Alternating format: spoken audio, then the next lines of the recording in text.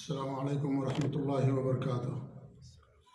الحمد للہ رب العالمین واشهد ان لا الہ الا اللہ وحدہ لا شریک لہ واشهد ان محمدا عبدہ ورسولہ صلوات اللہ وسلامہ علیہ وعلی آلہ وعلی اصحابہ ومن اهتدى بهدیہ واستنى بسنتہ الی یوم الدین وبعد۔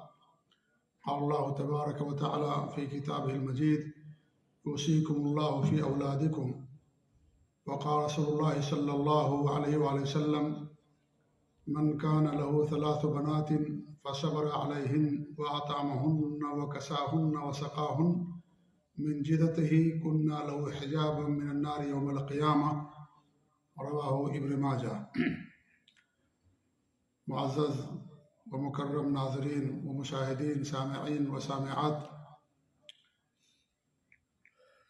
دین اسلام میں بچوں کی تربیت پر کافی زور دیا گیا ہے، اور خاص طور پر بچیوں کی تربیت پر، کیونکہ جب کسی بچی کی اصلاح ہوتی ہے، اس کی تربیت ہوتی ہے، تو پورے خاندان اور پورے معاشرے کی اصلاح و تربیت ہوتی ہے۔ ایک بچی کی جب دینی تربیت ہوتی ہے تو اسی تربیت کے نتیجے میں جب بڑی ہوتی ہے، اس کی شادی ہوتی ہے، ماں بنتی ہے، تو انہی اصولوں اور ضابطوں پر وہ اپنے بچوں کی تربیت کرتی ہے۔ تاریخ میں ایسی کئی مثالیں موجود ہیں جن کی تربیت میں ان کی ماؤں کا بڑا کردار رہا، اور پوری امت مسلمہ آج بھی ان کے احسان کے تلے دبی ہوئی ہے۔ انہی میں سے امام بخاری رحمۃ اللہ علیہ، امام احمد بن حنبل رحمۃ اللہ علیہ، امام ابن تیمیہ رحمۃ اللہ علیہ، حافظ ابن حجر رحمۃ اللہ علیہ، اور موجودہ دور میں امام ابن باز رحمۃ اللہ علیہ، یہ وہ عظیم شخصیتیں ہیں جن کی تربیت ان کی ماؤں نے کی۔ ایسی بھی مثالیں موجود ہیں کہ کسی امام کی، کسی عالم دین کی تربیت اس کی بہن نے کی، یا اس کی خالہ نے، یا اس کی پھوپھی نے کی، اور ان سے پوری امت نے فائدہ اٹھایا۔ اور ہم جس ملک میں رہتے ہیں، مملکت سعودی عرب ہے، اس مملکت سعودی عرب کے وجود میں بھی اللہ کے فضل کے بعد 2 عورتوں کا بہت بڑا کردار ہے۔ اور جیسا کہ آپ لوگوں کو معلوم ہے کہ اس مملکت سعودی عرب کے 3 ادوار ہیں۔ پہلا جو مرحلہ اور دور ہے، اس کے پیچھے بھی ایک خاتون کا بڑا کردار اللہ کے فضل کے بعد۔ محمد بن سعود رحمۃ اللہ علیہ جو درعیہ کے حاکم تھے، ان کی جو اہلیہ تھیں جن کا نام تھا موضع بنت سلطان القثیری، انہوں ہی نے اپنے شوہر کو آمادہ کیا۔ جب امام محمد بن عبد الوہاب رحمۃ اللہ علیہ حریملہ سے درعیہ پہنچے اور اپنے ایک شاگرد کے گھر قیام کیا، تو جب رات میں محمد بن سعود اپنے بیوی کے پاس یا اپنے گھر آتے ہیں، تو رات میں ان کی اہلیہ نے اپنے شوہر کو بتایا کہ یہ اللہ رب العالمین کی طرف سے ہمارے اوپر بڑا انعام ہے کہ عالم اسلام کی مشہور اور معروف شخصیت امام محمد بن الوہاب رحمۃ اللہ علیہ اس وقت ہمارے شہر میں موجود ہیں۔ انہوں نے مشورہ دیا، اور اس طریقے سے محمد بن سعود رحمۃ اللہ علیہ اپنے بھائیوں کے ساتھ ان کے یہاں گئے، اور اس طریقے دونوں کی آپس میں بیعت ہوئی، اور اتنی بڑی مملکت وجود کے اندر آئے اللہ کے فضل کے بعد۔ ان کا جو تیسرا دور ہے، جس دور کی شروعات ملک عبدالعزیز رحمۃ اللہ علیہ سے ہوتی ہے، اس کے پیچھے بھی ان کی بہن کا بہت بڑا رول ہے۔ جب یہ لوگ یہاں سے کویت چلے گئے، اور کویت میں رہتے تھے ان کے والد محترم ملک عبدالعزیز رحمۃ اللہ علیہ کے، اور ملک عبدالعزیز رحمۃ اللہ علیہ بھی اور پورا خاندان یہاں سے منتقل ہو گیا، تو وہاں پر جانے کے بعد جب انہوں نے دوبارہ ریاض کو حاصل کرنے کی کوشش کی، تو ان کی بہن نے انہیں اس بات پر آمادہ کیا، جن کا نام تھا نورہ بنت عبدالعزیز رحمۃ اللہ علیہ۔ آج انہی کے نام پر دنیا کی سب سے عظیم یونیورسٹی خواتین کی ریاض کے اندر موجود ہے، جامعۃ امیرہ نورہ، دنیا کی سب سے بڑی خواتین کی یونیورسٹی ہے نورہ بنت عبدالعزیز۔ جو ریاض کے اندر واقع ہے۔ یہ جو موجودہ فرمانروا ہیں ان کی پھوپھی تھی اور ملک عبدالعزیز رحمۃ اللہ علیہ کی بہن تھی۔ تو اتنی بڑی مملکت توحید اور سنت کی، اس کے پیچھے اللہ کے فضل کے بعد دو عورتوں کا بہت بڑا کردار ہے کہ آج جس مملکت میں ہم لوگ جی رہے ہیں پوری دنیا ان سے فائدہ اٹھا رہی ہے، اور کتاب اللہ اور سنت رسول اور توحید و سنت کی صدائیں دنیا کے اندر گونج رہی ہیں۔ اللہ کے فضل کے بعد اس حکومت کا سب سے بڑا ہاتھ ہے مملکت سعودی عرب ہے۔ تو الحمدللہ جب کسی بچی کی اصلاح ہوتی ہے تو پورے خاندان ہی کی نہیں بلکہ پورے ملک کی اصلاح ہو جاتی ہے۔ اسی اہمیت کے پیش نظر یہ آج کا پروگرام رکھا گیا۔ ہم شیخ کے بہت ہی شاکر و ممنون ہیں کہ اتنی ساری پابند مصروفیتوں کے باوجود بھی، ابھی دیکھیے عصر کے بعد سے لے کر کے پھر 9 بجے تک شیخ کا پروگرام ہوگا، لیکن اس کے باوجود بھی شیخ نے ہمیں وقت دیا۔ ہم شیخ کے شاکر و ممنون ہیں۔ تمام بچیوں کا اور ان کے والدین کا استقبال کرتے ہیں اس پروگرام کے اندر، اور مزید نہ کچھ کہتے ہوئے میں بڑے ادب اور احترام کے ساتھ شیخ محترم سے گزارش کرتا ہوں کہ شیخ محترم اپنی گفتگو کا آغاز فرمائیں، اور اس طریقے سے بچیوں کی تربیت کے جو اصول اور ضابطے ہیں ان کا ہمارے اوپر حق کیا ہے، ان باتوں کی طرف ہمارے رہنمائی فرمائیں تاکہ ہم اپنے بچیوں کی کتاب اللہ اور سنت رسول اور صحیح اصول اور ضابطوں کی روشنی میں ہم ان کی تربیت کر سکیں۔ اللہ تعالیٰ سے دعا ہے کہ اللہ رب العالمین ہمیں اس پروگرام سے فائدہ اٹھانے اور اس طریقے سے اپنی بچیوں اور بچوں کی اصلاح اور تربیت کرنے کی اللہ رب العالمین توفیق دے، اور اللہ رب العالمین شیخ محترم کی حفاظت فرمائے اور ان کے علم سے ہم سب کو مستفید فرمائے۔ جزاکم اللہ خیر، والسلام علیکم ورحمۃ اللہ وبرکاتہ۔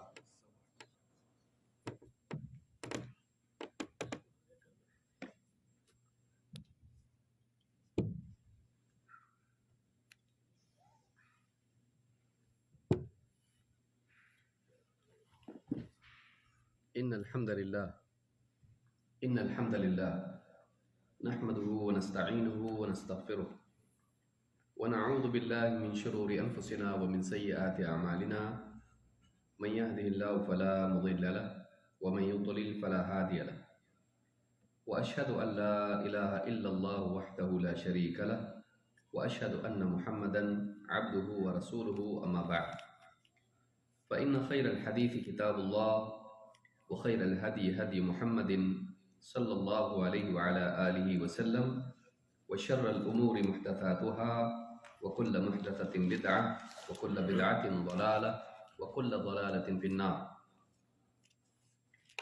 قال الله تبارك وتعالى: من عمل صالحا من ذكر أو أنثى وهو مؤمن فلنحيينه حياة طيبة ولنجزينهم أجرهم بأحسن ما كانوا يعملون۔ قابل احترام فضیلت الشیخ مختار احمد مدنی حفظ اللہ، میرے محترم دینی بھائیوں اور قابل احترام اور بہنوں اور پیاری بچیوں،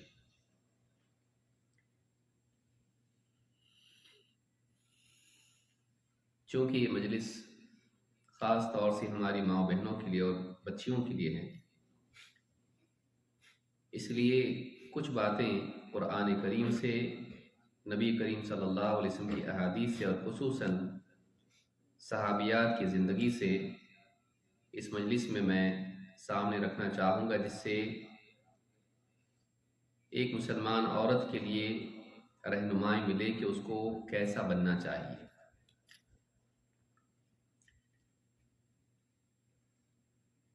ایک مسلمان عورت کے لیے، بلکہ ہر انسان کے لیے، کامیابی، عزت، شرف اس میں نہیں کہ اس نے اپنے اطراف کن چیزوں کو جمع کیا ہے، بلکہ اس کی کامیابی اور سعادت اس میں ہے کہ اس نے اپنے اندر کون سے اوصاف پیدا کیے۔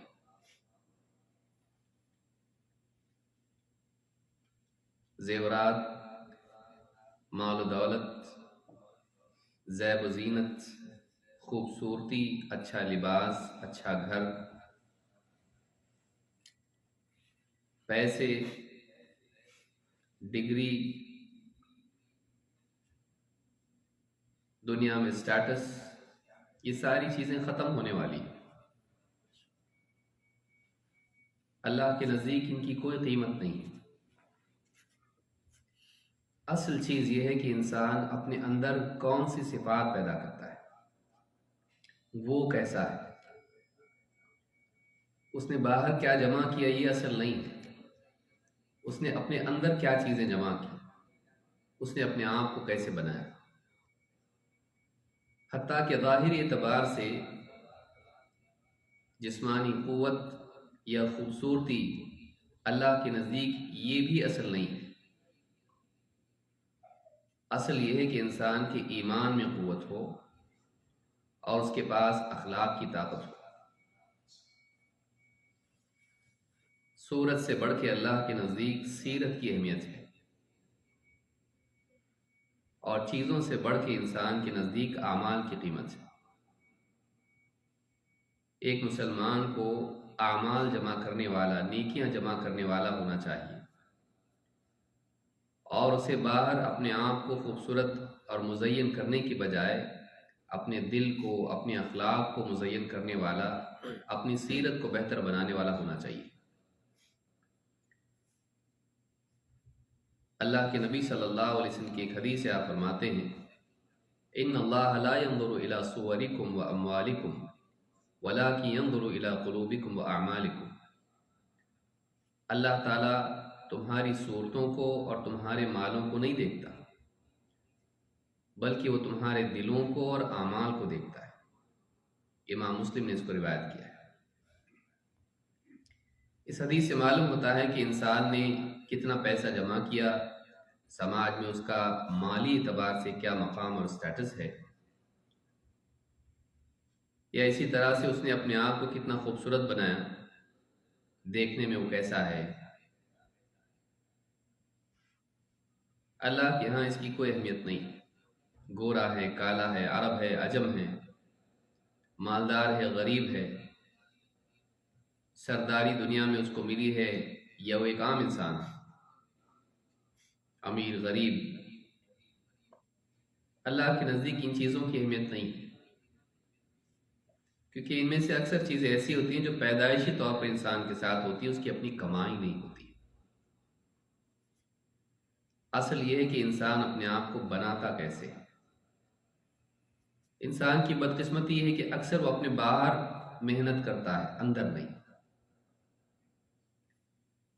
اچھا گھر لیتا ہے، مال جمع کرتا ہے، اچھی موٹر گاڑی لیتا ہے، گھر کو خوبصورت بناتا ہے، جھومر لگائے گا، رنگ دے گا، اچھا قالین ہوگا، گھر میں چیزیں لا کر رکھے گا، اچھے کپڑے لائے گا، خواتین زیورات، کپڑے،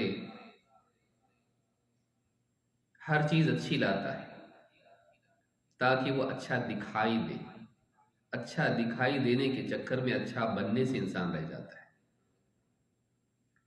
اصل چیز یہ کہ انسان اچھا بنے، کیونکہ اللہ کے پاس اس کو پیش ہونا ہے، اللہ کے سامنے اس کو جانا ہے۔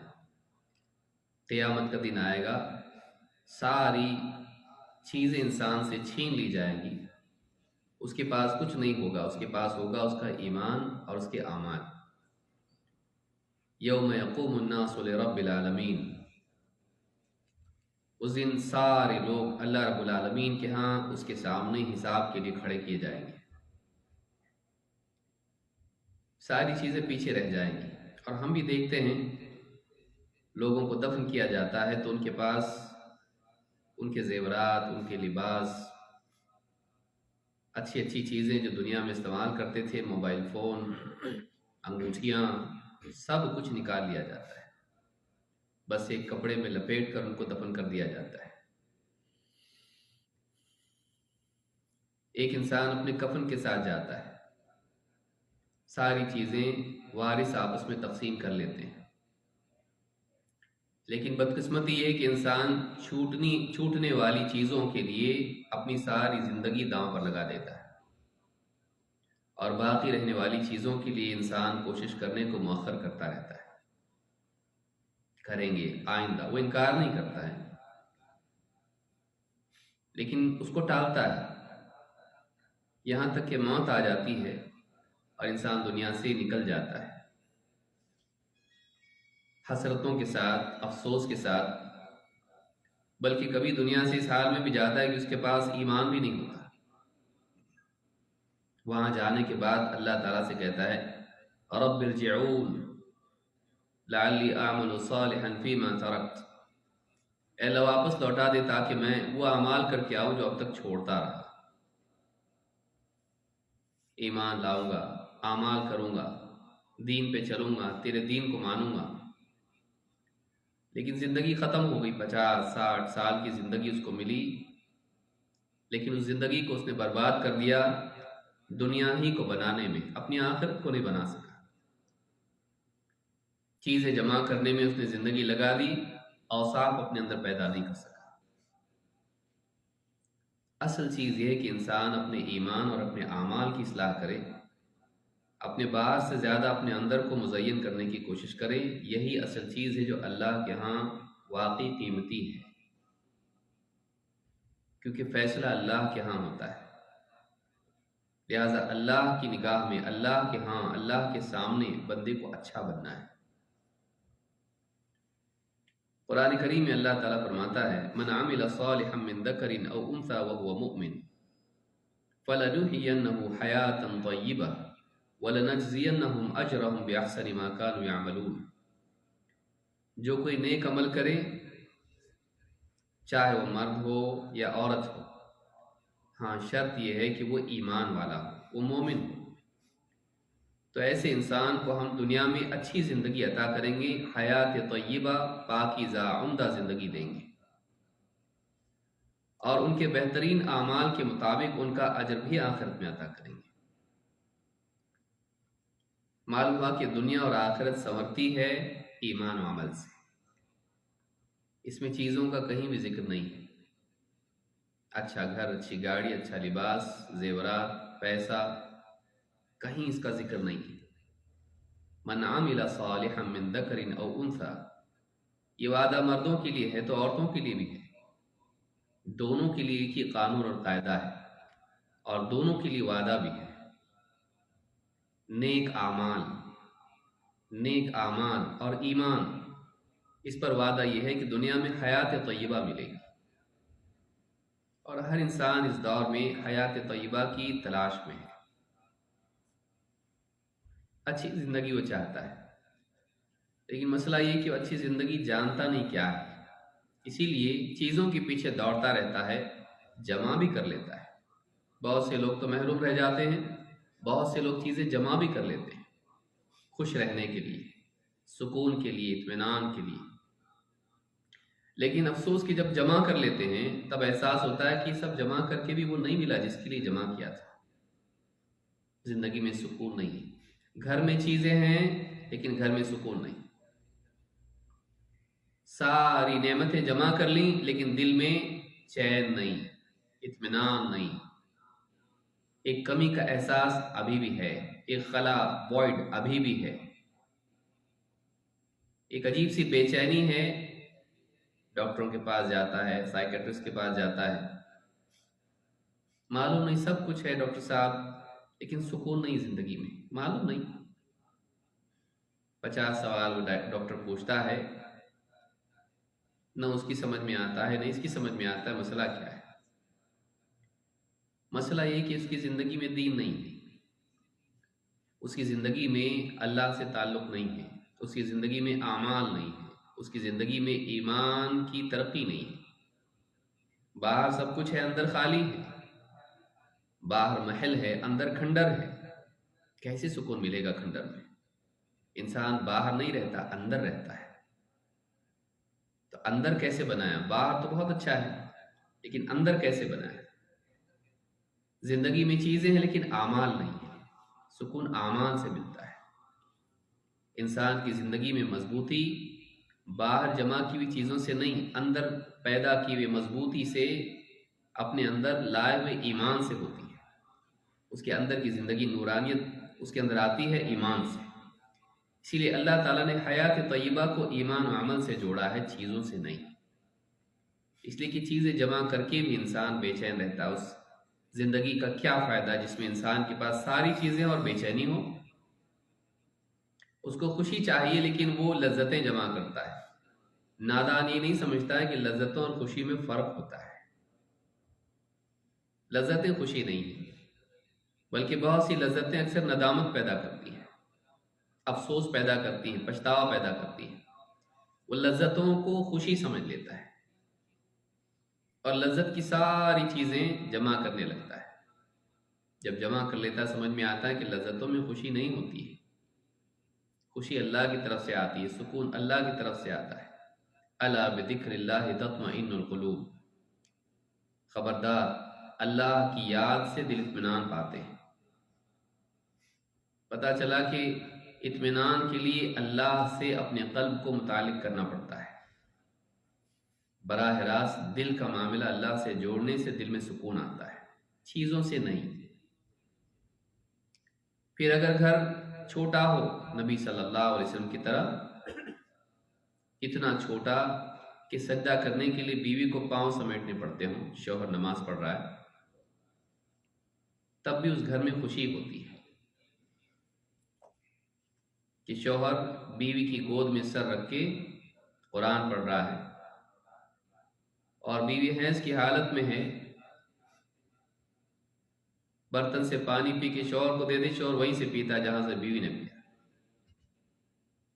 گھر میں ایک کے بعد ایک چاند گزر جاتا ہے، ایک کے بعد دوسرا، دوسرے کے بعد تیسرا، ایک ایک دو دو مہینے نکل جاتے ہیں، گھر کے اندر کھانا نہیں بنتا ہے، چولہا نہیں جلتا ہے،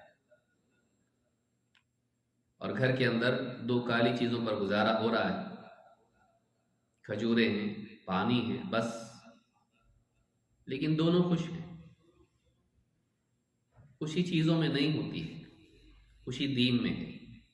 دین پر خوشی میں، دین پر اطمینان میں، اللہ سے جڑنے میں، عبادات میں، اعمال میں، اللہ کی یاد میں سکون و چین ہے۔ آج اس جدید دور میں لوگ چیزوں کو جمع کرنے میں لگ گئے اور ان کی زندگی میں چیزیں آ گئیں لیکن سکون نہیں آ پایا۔ سب کچھ پا کے بھی محروم۔ اس سے برا محروم کون ہو سکتا ہے کہ ساری زندگی پانے میں لگا دے، پانے کے بعد معلوم ہو کہ جو پانا چاہیے تھا وہی نہیں ہے، پا کے بھی کھویا ہوا ہے۔ اس لیے قرآن میں اللہ نے فرمایا جو نیک اعمال کرے، معلوم ہوا کہ شروعات ہوتی ہے اعمال سے۔ اپنے اعمال کو ہم دیکھیں کہ ہم کیا کر رہے ہیں۔ فَأَيْنَ تَذْهَبُونَ، کہاں جا رہے ہو تم؟ آدمی کہاں جا رہا ہے؟ اپنے آپ کو دیکھیں، کون سے راستے پر وہ چل رہا ہے، کس سمت میں وہ دوڑ رہا ہے۔ کہیں اللہ سے تو دور نہیں بھاگ رہا ہو۔ اللہ سے دور بھاگ کے انسان کبھی سکون نہیں پا سکتا ہے، کیونکہ انبیاء کی سارے نبیوں کی دعوت ہوتی ہے فَفِرُّوا إِلَى اللَّهِ إِنِّي لَكُم مِّنْهُ نَذِيرٌ مُّبِينٌ، دوڑو اللہ کی طرف۔ إِنِّي لَكُم مِّنْهُ نَذِيرٌ مُّبِينٌ، میں اللہ کی طرف سے تمہیں کھلے طور پر ڈرانے کے لیے آیا ہوں۔ اللہ کی طرف دوڑو۔ مومن کی، انسان کی دوڑ اللہ کی طرف ہوتی ہے۔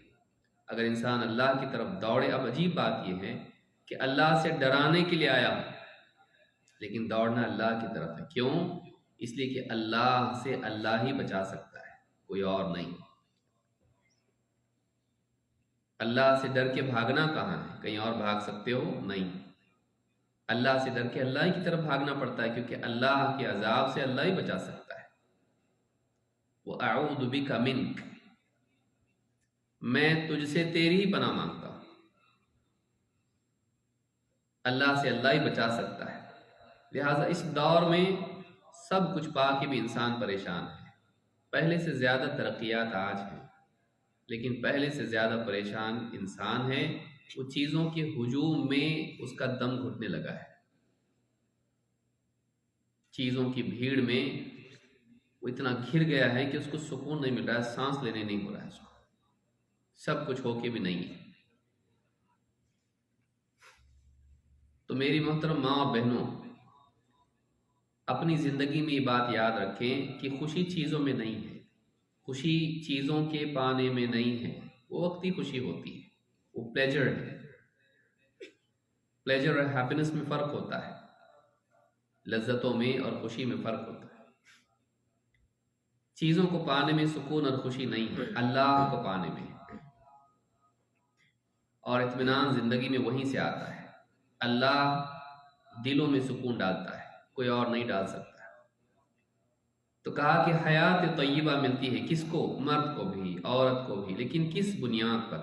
عمل صالح جو ایمان سے نکلا ہو، ایمان کی بنا پر ہو، ایمان کے ساتھ ہو، ایمان و عمل۔ اور اتنا ہی نہیں بلکہ اللہ نے فرمایا وَلَنَجْزِيَنَّهُمْ أَجْرَهُمْ بِأَحْسَنِ مَا كَانُوا يَعْمَلُونَ، اور ان کے بہترین اعمال کے مطابق ہم ان کو اجر بھی ان کا عطا کریں گے۔ بہترین اجر اللہ کی طرف سے دیا جائے گا، اور بہت سارے اعمال سے تو اللہ درگزر کرے گا۔ ان کے اچھے اعمال کو دیکھتے ہوئے کوتاہیوں سے اللہ درگزر کر کے ان کو بہترین انعام عطا فرمائے گا، آخرت میں بھی۔ دنیا بھی اللہ بنائے گا، آخرت بھی بنائے گا۔ اگر ہم چاہتے ہیں کہ اچھی زندگی ہم کو ملے تو ہم کو شروعات یہاں سے کرنا چاہیے کہ ہم اپنے اندر جھانک کے دیکھیں کہ ہم اپنے آپ کو کیا بنا رہے ہیں۔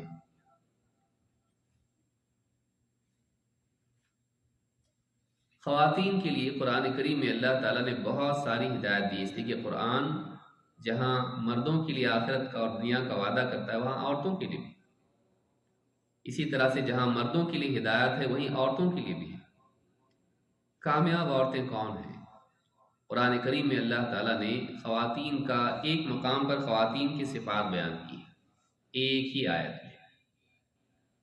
وہ کیا صفات ہیں جو ہم اپنے اندر پیدا کریں تاکہ اللہ تعالیٰ کے ہاں ہم بڑے وعدے کے حقدار بنیں؟ آئیے آج کی خطاب میں ہم کچھ چیزوں پر غور کرتے ہیں، شاید یہ باتیں مکمل نہ ہو پائیں لیکن کچھ باتیں ہم اس میں سے دیکھتے ہیں۔ قرآن کریم میں سورۃ الاحزاب میں آیت نمبر 35 میں اللہ تعالیٰ نے 10 صفات مسلمان عورتوں کی ذکر کی ہے، یا کامیاب عورتوں کی ذکر کی ہے۔ ہم اپنی زندگی کا جائزہ لیں، کیا وہ صفات ہمارے اندر ہیں؟ یہ ماؤں کے لیے بھی ہیں اور بیٹیوں کے لیے بھی ہیں، اس لیے کہ بیٹیاں بھی کل ماں بننے والی ہیں۔ یہ بیویوں کے لیے ہے لیکن ان بچیوں کے لیے بھی ہے جو کل کسی کی بیوی بننے والی ہے۔ خواتین دیکھیں کہ ہماری زندگی کیسی ہے، کیا یہ صفات ہمارے اندر ہیں؟ اور اگر یہ صفات ہیں تو اس پر اللہ کی طرف سے عظیم اجر کا، مغفرت کا وعدہ ہے۔ وہ سارے وعدے اللہ کے ہمیں مل سکتے ہیں اگر یہ اوصاف ہم اپنے اندر پیدا کریں۔ اللہ تعالیٰ فرماتا ہے ان المسلمین والمسلمات والمؤمنین والمؤمنات والقانتین والقانتات والصادقین والصادقات والصابرین والصابرات والخاشعین والخاشعات والمتصدقین والمتصدقات والصائمین والصائمات والحافظین فروجهم والحافظات والذاکرین اللہ کثیرا والذاکرات اعد اللہ لهم مغفرۃ واجرا عظیما۔ 10 صفات اللہ نے بیان کی ہے۔ ان 10 صفات کے حامل مردوں اور عورتوں کے لیے اللہ کا وعدہ ہے۔ اللہ نے فرمایا اعد اللہ لهم مغفرۃ واجرا عظیما، اللہ تعالیٰ نے ان کے لیے تیار کر رکھی مغفرت اور اجر عظیم۔ کمی کوتاہی رہ جائے، لغزشیں اور غلطیاں ہو جائیں، اللہ معاف کر دے گا۔ کوشش کرنے والوں کی غلطیوں کو معاف کیا جاتا ہے، لیکن جو کچھ کوشش انہوں نے کی اس کا اللہ تعالیٰ چھوٹا موٹا اجر نہیں دے گا، بلکہ کہا کہ ان کے لیے اجر عظیم ہے، بہت بڑا اجر ان کے لیے۔ جیسی بھی وہ کوشش کریں اپنی استعداد کے مطابق، اس لیے کہ انسان اپنی استطاعت کے مطابق مکلف ہے۔ فاتقوا اللہ ما استطعتم، لیکن انہوں نے اپنی استعداد سے کم نہیں کیا، انہوں نے پوری کوشش کی۔ اللہ تعالیٰ نے ہم کو پرفیکٹ بننے کے لیے نہیں کہا، اللہ نے ہم کو کہا جتنا تم اچھا کر سکتے ہو کرو، تمہاری استعداد کے مطابق۔ تم جتنا اچھا کر سکتے ہو اتنا اچھا کرو، تمہاری طاقت دوسرے سے الگ ہے، لیکن اپنی استطاعت سے کم کوشش نہیں کرنا۔ اگر اتنی کوشش آدمی کر لیتا ہے تو اللہ کی طرف سے اس کے لیے اجر عظیم کا وعدہ ہے۔ آئیے دیکھتے ہیں صفات کیا ہیں۔ ان المسلمین والمسلمات، مسلمان مرد اور مسلمان عورتیں، اسلام اور اسلامی احکام کی، شریعت کی پابندی کرنے والی عورتیں۔ والمؤمنین والمؤمنات، ایمان والے مرد اور ایمان والی عورتیں۔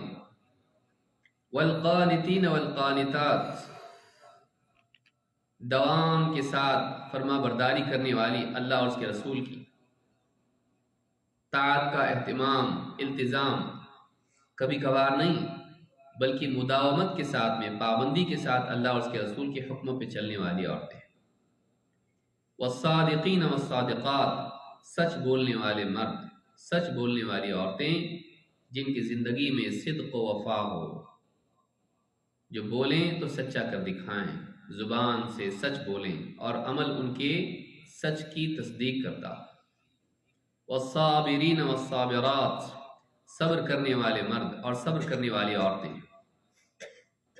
زندگی میں آنے والے مسائل تکلیفوں پر صبر کرنے والے، دین پر جمے رہنے والے ہر حال میں، والخاشعین والخاشعات، اللہ سے ڈرنے والے مرد، اللہ کی تعظیم کرنے والے، اس سے خوف کھانے والے مرد اور عورتیں، والمتصدقین والمتصدقات، اپنے مالوں میں سے اللہ کی خاطر خرچ کرنے والے مرد اور خرچ کرنے والی عورتیں، والصائمین والصائمات، روزہ رکھنے والے مرد، اللہ کی خاطر بھوک پیاس برداشت کرنے والے مرد اور اللہ کی خاطر روزہ رکھنے والی عورتیں، والحافظین فروجہم والحافظات، اور اپنی شرمگاہوں کی حفاظت کرنے والے مرد اور اپنی عفت اور پاک دامنی کی حفاظت کرنے والی عورتیں، والذاکرین اللہ کثیرا والذاکرات، اور اللہ کو خوب یاد کرنے والے مرد اور اللہ کو کثرت سے یاد کرنے والی عورتیں،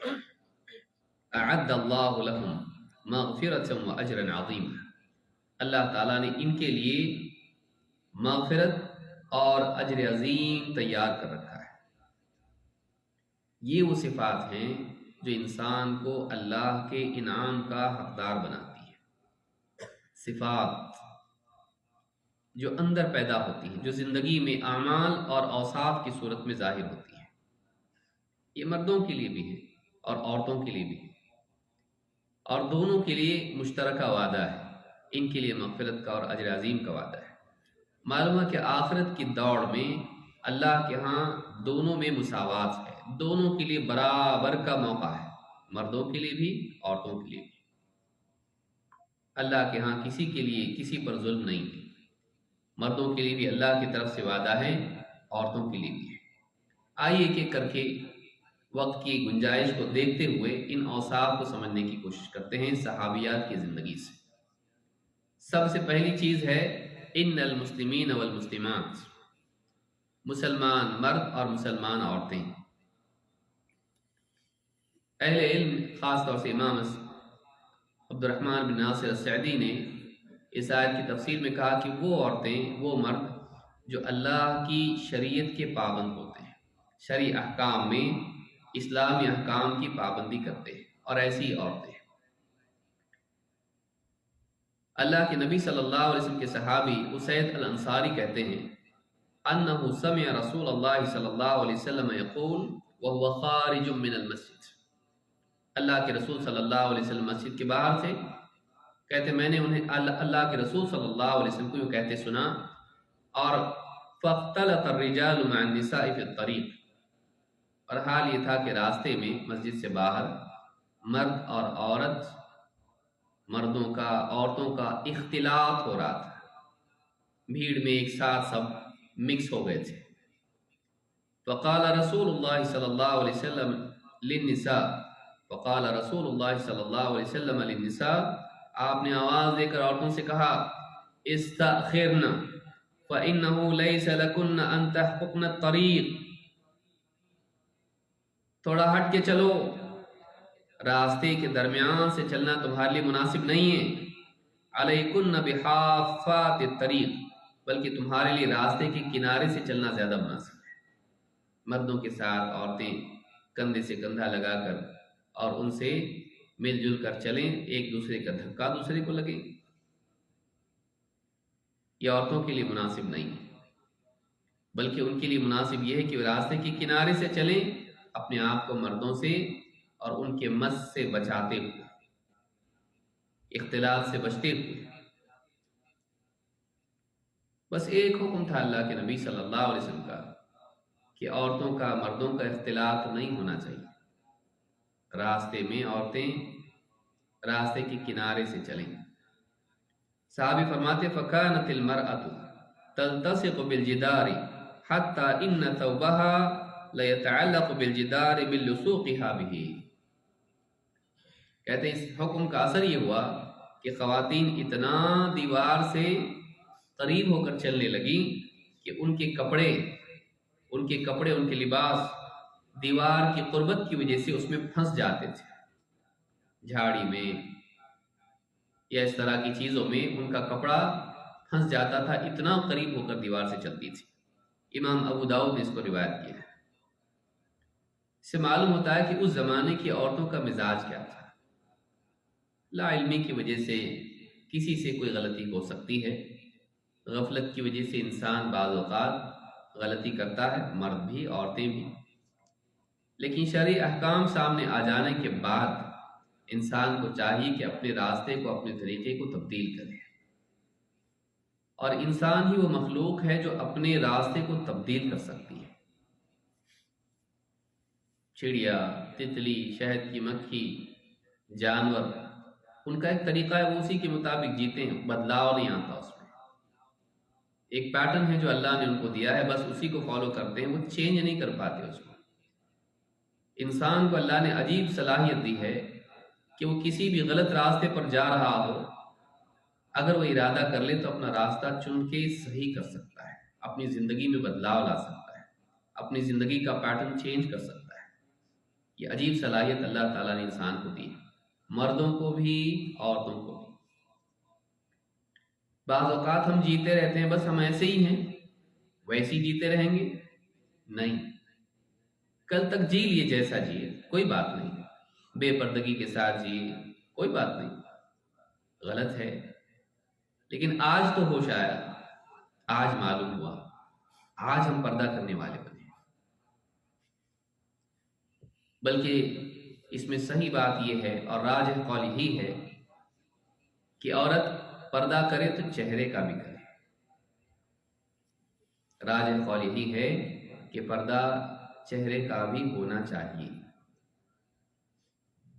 اسی میں عورت کی بھلائی۔ شیخ الالبانی اگرچہ قائل تھے اس بات کی کہ چہرہ کھلا رکھ سکتی ہے عورت، واجب نہیں ہے، لیکن ان کے گھر کی عورتیں صاحب چہرے کا پردہ کرتی تھی، اور وہ اسی بات کی تلقین اپنے گھر والوں کو کرتے تھے۔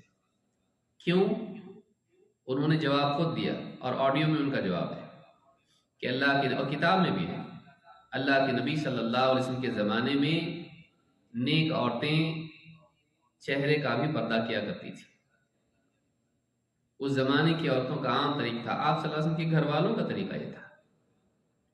لہٰذا ایک عورت کے لیے اعلیٰ یہ ہے کہ وہ اپنی زینت کو چھپائے، اور کیا عورت اس کو نہیں مانتی کہ اس کا چہرہ اس کی زینت میں ہے؟ وہ خود اپنے دل پر ہاتھ رکھ کے دیکھے، پوچھے اپنے آپ سے، کیا چہرہ زینت میں شمار نہیں ہوتا ہے؟ ساری زینت تو چہرے میں ہوتی ہے۔ لہٰذا ایک عورت کو چاہیے کہ اگر کل تک وہ چہرہ کھلا رکھتی تھی، سوچے اس پر، بھلائی کس میں ہے، خیر کس میں ہے، سماج کی پاکیزگی کس میں ہے، سد ذریعہ کس میں ہے، فتنے کا راستہ ختم کس سے ہوتا ہے۔ مرد اگر بگڑتے ہیں تو کہیں ہمارا ہاتھ تو اس میں نہیں ہے، ہم ان کے مددگار تو نہیں ہوتے کہ وہ نگاہوں کو نہ جھکائیں۔ اگر سب کے چہرے ڈھپے ہوئے ہو، کس کی نگاہ اٹھے گی؟ سماج کو پاک کرنے میں ایک عورت بہت بڑا کردار ادا کرتی ہے۔ ہم یہ نہیں کہتے کہ سماج کے بگڑنے میں عورت کا ہاتھ ہے، ہم یہ کہہ رہے ہیں کہ سماج کو پاک کرنے میں بھی عورت کا بہت بڑا ہاتھ ہوتا ہے۔ لہٰذا خواتین پردے کا اہتمام کریں۔ آپ دیکھیں اختلاط آج مغربی تہذیب سے متاثر ہو کر خواتین بہت سارے ملکوں میں کالجز میں جاتی ہیں، اور وہاں پر لڑکوں کے ساتھ میں رہ کر اختلاط ہوتا ہے، پکنک پر جا رہے ہیں، آپس میں گاڑیوں پر بیٹھ کر گھوم رہے ہیں، اور بچیوں کی زندگی برباد ہو جاتی ہے۔ اسلام میں ایسا اختلاط غیر محرم کے ساتھ جائز نہیں ہے، بلکہ راستوں پر ایک دوسرے کے ساتھ مل جل کے چلنا اس طرح سے کہ ایک دوسرے کو کی قربت اتنی زیادہ ہو جائے، یہ بھی ٹھیک نہیں ہے۔ مرد الگ رہیں، عورتیں الگ رہیں، عورتیں کنارے سے چلیں، اپنے آپ کو بچا کے چلیں۔ عورت کی مزاج بھی ہونا چاہیے۔ اور آپ دیکھیے ایک حکم آیا کہ عورتوں کے لیے مناسب نہیں ہے اور عورتوں کے لیے مناسب ہے، عورتوں کو یہ نہیں کرنا چاہیے اور عورتوں کو یہ کرنا چاہیے۔ انہوں نے ذرا بھی دیری نہیں کی، اعتراض نہیں کیا، کہا نہیں کہ راستہ تو ہمارے لیے بھی ہے، مردوں کے لیے تھوڑی نہ ہے، ہم لوگ بھی اس پر چلیں گے، کیوں ایسا کیوں؟ اعتراض نہیں کیا۔ آج بہت ساری بچیاں تھوڑا موڑ پڑھ لیتی ہیں، جدید تعلیم حاصل کر لیتی ہیں، کوئی حکم ایسا آئے جس میں ان کے لیے تنگی ہو، فوراً دل میں اعتراض آتا ہے کہ ہمارے لیے ایسا کیوں، ہمارے لیے کیوں رکاوٹ، ہمارے لیے کیوں تنگی۔ ان کی بھلائی کے لیے آپ اپنے بچوں کو بھی تنگیاں کرتے ہیں، یہ نہیں کرنا، وہ نہیں کھانا، یہاں نہیں جانا، فلاں جگہ نہیں کھیلنا۔ بچہ اس کو تنگی کی نگاہ سے دیکھے ناراض ہوتا ہے، لیکن اگر اسے اس نگاہ سے دیکھے کہ اس کے لیے اس میں بھلائی ہے، وہ خیر خواہ ہیں، اس کو بچاتے ہیں برائی سے، نقصان سے، کھائی کے کنارے مت جاؤ گر جاؤ گے، پانی کے کنارے مت جاؤ ڈوب جاؤ گے۔ اس کو نہیں سمجھتا ہے، ماں باپ کو سمجھتا ہے۔ ماں باپ سے زیادہ اللہ اور اس کے رسول ہمارے لیے خیر کے فیصلے کرتے ہیں۔ لہٰذا اسلام میں جتنے احکام ہیں، آج میڈیا میں اس بات کو اس طرح سے پیش کیا جا رہا ہے کہ اسلام عورتوں کے لیے قید خانہ ہے۔ اب عورتوں کی ساری طاقت اس میں لگ رہی ہے کہ کسی طرح سے اپنے آپ کو ان مولویوں کے قید خانے سے نکالیں۔ اسلام مولویوں کا دین نہیں ہے۔ علماء تو صرف دین کو پہنچاتے ہیں، وہ دین بناتے نہیں ہیں، انہوں نے نہیں بنایا دین، یہ اللہ نے بنایا۔ عورت آج اس کو مانے نہ مانے اس کی مرضی، وہ اپنے کام کو، اپنے عمل کو، اپنی زندگی کو اپنے فیصلے سے بنا سکتی ہے جیسا چاہے، لیکن وہ اپنے انجام کو نہیں بدل سکتی ہے۔ آج وہ آزادی سے جی لے، اسلام سے آزاد ہو کر جی لے، ذرا تھوڑا بہت مزہ آ جائے گا، لذتیں اس کے لیے مل جائیں گی، مرنے کے بعد کیا؟ مرنے کے بعد تو اللہ کے پاس جانا ہے۔ کل نفس ذائقۃ الموت ثم الینا ترجعون۔ آزاد کتنا جی لے گی؟ بے پردہ ہو کے آج خواتین جی رہی ہیں بہت سارے ملکوں میں، خوبصورتی کا مظاہرہ کرتے ہوئے جابز کر رہی ہیں، مردوں کے ساتھ میں اختلاط ہو رہا ہے۔ کب تک رہے گی یہ خوبصورتی؟ کیا بڑھاپا نہیں آئے گا؟ ایسے ملکوں میں جہاں عورتوں کی قدر ہوتی ہے خوبصورتی کی بنا پر، بڑھاپا آنے کے بعد کوئی نہیں پوچھتا ان کو، بے قیمت ہو کر رہ جاتی ہے۔ یہ اسلامی معاشرہ ہے کہ عورت بڑھاپے میں بھی عزت کی حقدار بنتی ہے، گھروں میں ماں کی صورت میں اسلام اس کو عزت دیتا ہے۔ اللہ کے نبی صلی اللہ علیہ وسلم کے پاس آدمی آیا، کہا میرے سب سے اچھے سلوک کی حقدار کون؟ کہا تیری والدہ، ماں۔ کہا اس کے بعد کون؟ کہا ماں۔ اس کے بعد کون؟ کہا تیری ماں، والدہ۔ کہا اس کے بعد کون؟ تو پھر کہا باپ، باپ کا نمبر چوتھا، 3 مرتبہ ماں کا ذکر کیا۔ اب بتائیے یہ اسلام ہے کہ ایک عورت جو بوڑھی ہو چکی ہے، ظاہر بات ہے وہ نوجوان تھا، آدمی تھا، ماں بوڑھی ہوگی، عمر دراز ہوگی، کون حقدار ہے میرے اچھے سلوک کا؟ باپ کا ذکر نہیں کیا، کھلایا پلایا، گھر کا ذمہ دار ہے، بڑا ہے۔ آپ نے مرد کا نام نہیں لیا، عورت کا نام لیا، 3 بار، وہ بھی 1 بار نہیں۔ اس سے معلوم ہے کہ اسلام میں عورت کو مقام دیا گیا ہے ایسے وقت میں جب کہ اس کے پاس کچھ بھی نہیں ہوتا ہے، وہ اپنی صحت کھو چکی ہوتی ہے، اپنی خوبصورتی کھو چکی ہوتی ہے، بڑھاپا آ چکا ہوتا ہے، دانت بھی گر گئے، آنکھ بھی ٹھیک نہیں چلتی ہے، کان بھی صحیح نہیں سنتے ہیں، ہاتھ پاؤں میں لغزشیں ہوتی ہیں، غلطیاں ہوتی ہیں، لیکن اس کے باوجود اس کی قدر ہے، سب سے اچھا سلوک اس سے کر۔ لیکن مغربی ملکوں میں آپ دیکھیے، اسلام، نئی آزادی، وہاں پر کیا ہے؟ بڑھاپا ماں باپ کا آتا ہے، بوڑھے گھر میں رکھ دیا جاتا ہے، رکھو ان کو یہاں پہ پیسہ دیں گے ہم، ٹھیک ہے سنبھالا اس کو، نرسز سنبھالتی رہتی ہیں، کیا کھلا رہے ہیں کیا پلا رہے ہیں، ملنے والے آتے ہیں سب اچھا رہتا ہے، جب چلے جاتے ہیں واپس سے مصیبتیں شروع۔ کوئی پوچھنے والا نہیں، کرسمس میں کوئی آ رہا ہے، نیو ایئر پہ کوئی آ رہا ہے، برتھ ڈے پہ کیک لے کر آ رہے ہیں موم بتیاں جلا کے، بس ہیپی برتھ ڈے ٹو یو ہو گیا، چلو واپس گھر کو۔ تم پڑے رہو یہاں، سڑتے رہو یہاں پر، ہم ہم اپنی زندگی جئیں گے، انجوائے کریں گے، تم ہمارے انجوائمنٹ میں رکاوٹ ہو۔ ایک عورت سوچے کہ اس کی زندگی کی کامیابی کس میں ہے، وہ خود دین پر چلے، اپنے بچوں کی تربیت دین کے مطابق کرے، تاکہ وہ بچے کل کو اسلام کی بنیاد پر اللہ کے خوف کی وجہ سے اس کی خدمت کرنے والے بنے، اس سے محبت کرنے والے بنے، اس کو بوجھ نہ سمجھے۔ ماں باپ کا بڑھاپا واقعی بوجھ ہوتا ہے، یہ ایمان ہے جو اس بوجھ کو نہ کے برابر کرتا ہے بلکہ اس کو سعادت بنا دیتا ہے۔ یہ ایمان ہے، یہ دین ہے جو ماں باپ کو بڑھاپے کی ساری کمیوں کے باوجود بھی قابل قدر اور قابل احترام بنا دیتا ہے۔ اگر دین نکل جائے تو بوجھ کے سوا کچھ نہیں، وہ پیشنٹ ہے خالی، بس وہ پیشنٹ ہے۔ لہٰذا اسلام سے آزاد ہو کر کامیابی نہیں ہے، اسلام کے مطابق خود بھی جینا اور اپنے بچوں کی تربیت کرنا، یہ اپنے حال اور اپنے معال، اپنے مستقبل دونوں کے لیے اچھا ہے۔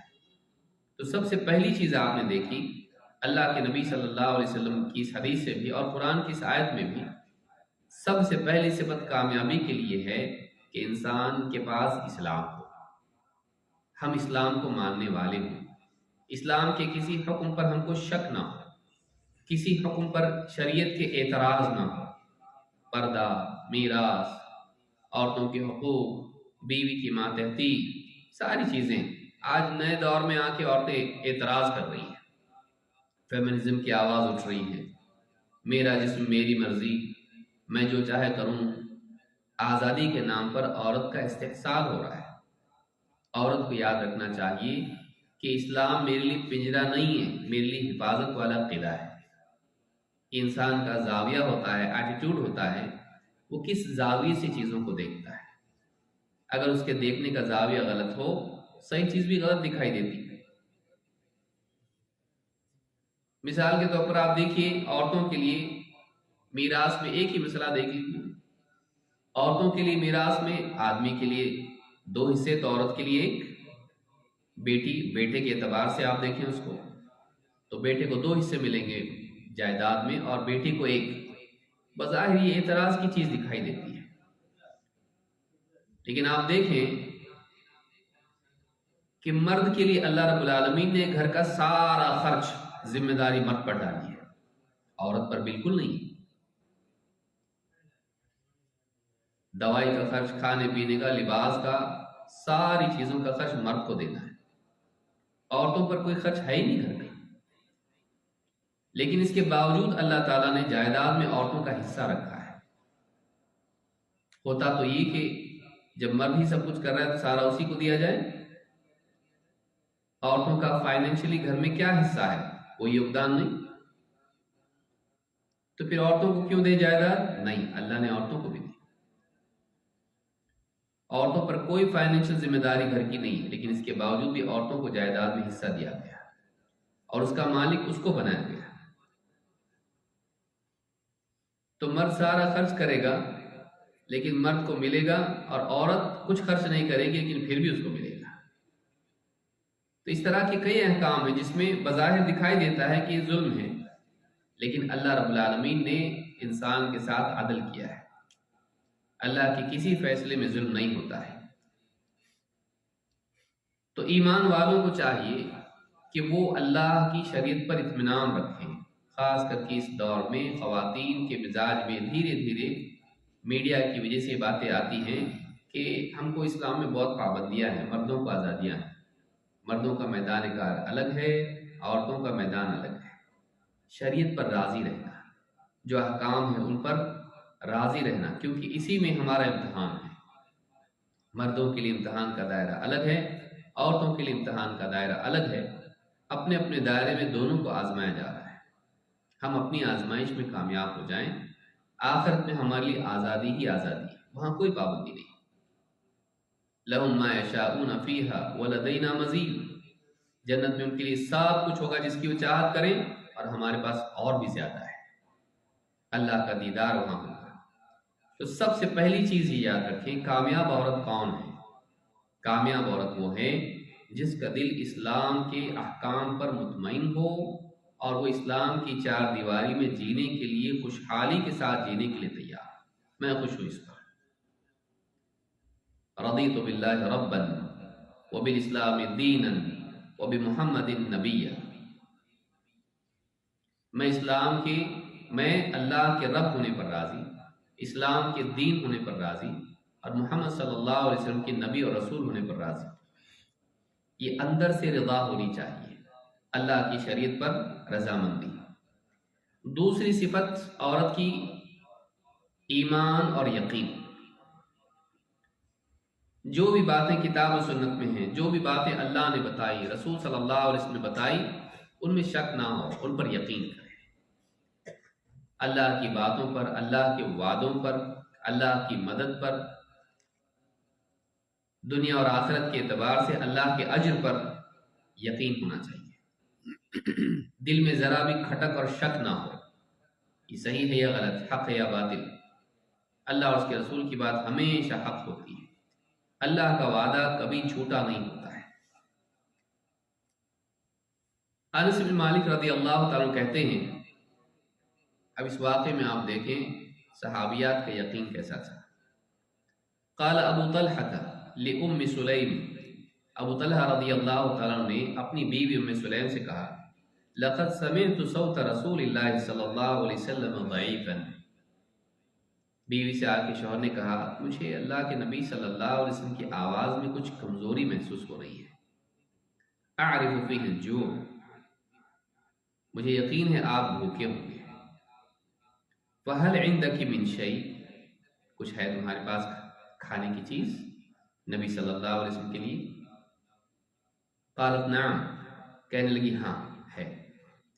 فاخرجت اقراص من شعیر ثم اخرجت خمارا لها، انہوں نے کچھ جو کی روٹیاں نکالی اور اپنا دوپٹہ لیا، فلفت الخبز ببعضه ثم دسته تحت ثوبي وردتني ببعضه ثم ارسلتني الى رسول اللہ صلی اللہ علیہ وسلم، کہا کہ وہ جو روٹی تھی اس کو اس کپڑے میں لپیٹا اور وہ میرے ساتھ اس کو جوڑ دیا، اور کچھ حصہ اس دوپٹے کا میرے سر پہ ڈال دیا، اس پہ ڈھانپ دیا، اور مجھے بھیج دیا اللہ کے رسول صلی اللہ علیہ وسلم کے پاس، اور کہا اذهب الى نبی اللہ صلی اللہ علیہ وسلم فقل ان رأيت ان تغدى عندنا ففعل، جا، انس رضی اللہ عنہ بیٹے ہیں، کہا کہ جاؤ اللہ کے نبی صلی اللہ علیہ وسلم کے پاس جاؤ اور کہنا کہ اگر آپ چاہیں تو ہمارے یہاں کھانے کے لیے آئیں، تشریف لائیں۔ قال فذهبت به فوجدت رسول اللہ صلی اللہ علیہ وسلم فی المسجد ومعه الناس، انس رضی اللہ عنہ کہتے ہیں میں گیا اور دیکھا اللہ کے نبی صلی اللہ علیہ وسلم مسجد میں بیٹھے ہیں اور آپ کے ساتھ دوسرے لوگ بھی بیٹھے ہیں۔ فقمت علیہ، میں جا کے چپ چاپ کھڑا ہو گیا، میں کئی روایت کو ملا کے بول رہا ہوں۔ فنظر الی فاستحییت، اللہ کے نبی صلی اللہ علیہ وسلم نے میری طرف دیکھا تو مجھے کچھ بولنے میں شرم و حیا محسوس ہوئی، بولنے میں ہمت ہچکچاہٹ ہوئی، بول نہیں پایا۔ فقال علی رسول اللہ صلی اللہ علیہ وسلم ارسلک ابو طلحہ، ابو طلحہ نے بھیجا ہے؟ فقلت نعم، فقال بطعام، کھانے کے ساتھ یا کھانے کے لیے؟ قال قلت نعم، کہا ہاں۔ فقال ومن عندي، قلت نعم، اور میرے ساتھ جو ہے ان کے لیے بھی؟ اب وہ بول نہیں پائے، کچھ کہا کہ ہاں کھانا تھا نبی صلی اللہ علیہ وسلم کے لیے، لیکن کہا کہ میرے ساتھ جو ہیں بیٹھے ہوئے ان کے لیے بھی ہے دعوت؟ کہا ہاں۔ فقال رسول اللہ صلی اللہ علیہ وسلم لمن معه قوموا، جو بھی ساتھ بیٹھے ہوئے سب کہ چلو اٹھو، دعوت آئی۔ فانطلق وانطلقت بین ایدیہم، اب جب نکلے اللہ کے نبی صلی اللہ علیہ وسلم تو میں بھی دوڑا دوڑا آگے بڑھنے بھاگا، حتی جئت ابا طلحہ فاخبرته، آ کے ابو طلحہ کو بتا دیا جو بھی بات تھی۔ فقال ویحک فضحتنا، بربادی ہو تیری، ہماری عزت ختم کر دی تو نے، فضیت کر دی ہماری. الیس قد علمت ما عندنا، معلوم نہیں تھا ہمارے پاس کچھ ہے نہیں، جو کچھ ہمارے پاس ہے تجھ کو معلوم تھا نا، پھر ایسا بول کے کیوں لایا ہے کہ سب کے لیے دعوت ہے. قلت بلا ولکن لم استطیع ان اقول للنبی صلی اللہ علیہ وسلم شیئا، کہا کہ ہاں معلوم تو تھا کہ ہمارے پاس نہیں ہے کچھ بھی، لیکن میری ہمت نہیں ہوئی کہ اللہ کے نبی صلی اللہ علیہ وسلم کو میں کچھ بول سکوں. کہتے ہیں کہ فدخلت على ام سلیم وانا مدهش لمن اقبل مع رسول اللہ صلی اللہ علیہ وسلم. کہتے ہیں میں ام سلیم کے پاس گیا اور میرے ہوش اڑے ہوئے تھے، اس لیے کہ اللہ کے رسول صلی اللہ علیہ وسلم صحابہ کے ساتھ آ رہے تھے. قال فقالت ام سلیم ما صنعت یا انس، ام سلیم نے کہا اے انس کیا کر دیا تم نے، کیا کیا تم نے، کیا ہوا؟ فقال ابو طلحہ نے آ کے کہا یا ام سلیم قد جاء رسول اللہ صلی اللہ علیہ وسلم بالناس، کہا اے ام سلیم اللہ کے رسول صلی اللہ علیہ وسلم لوگوں کے ساتھ آ رہے ہیں.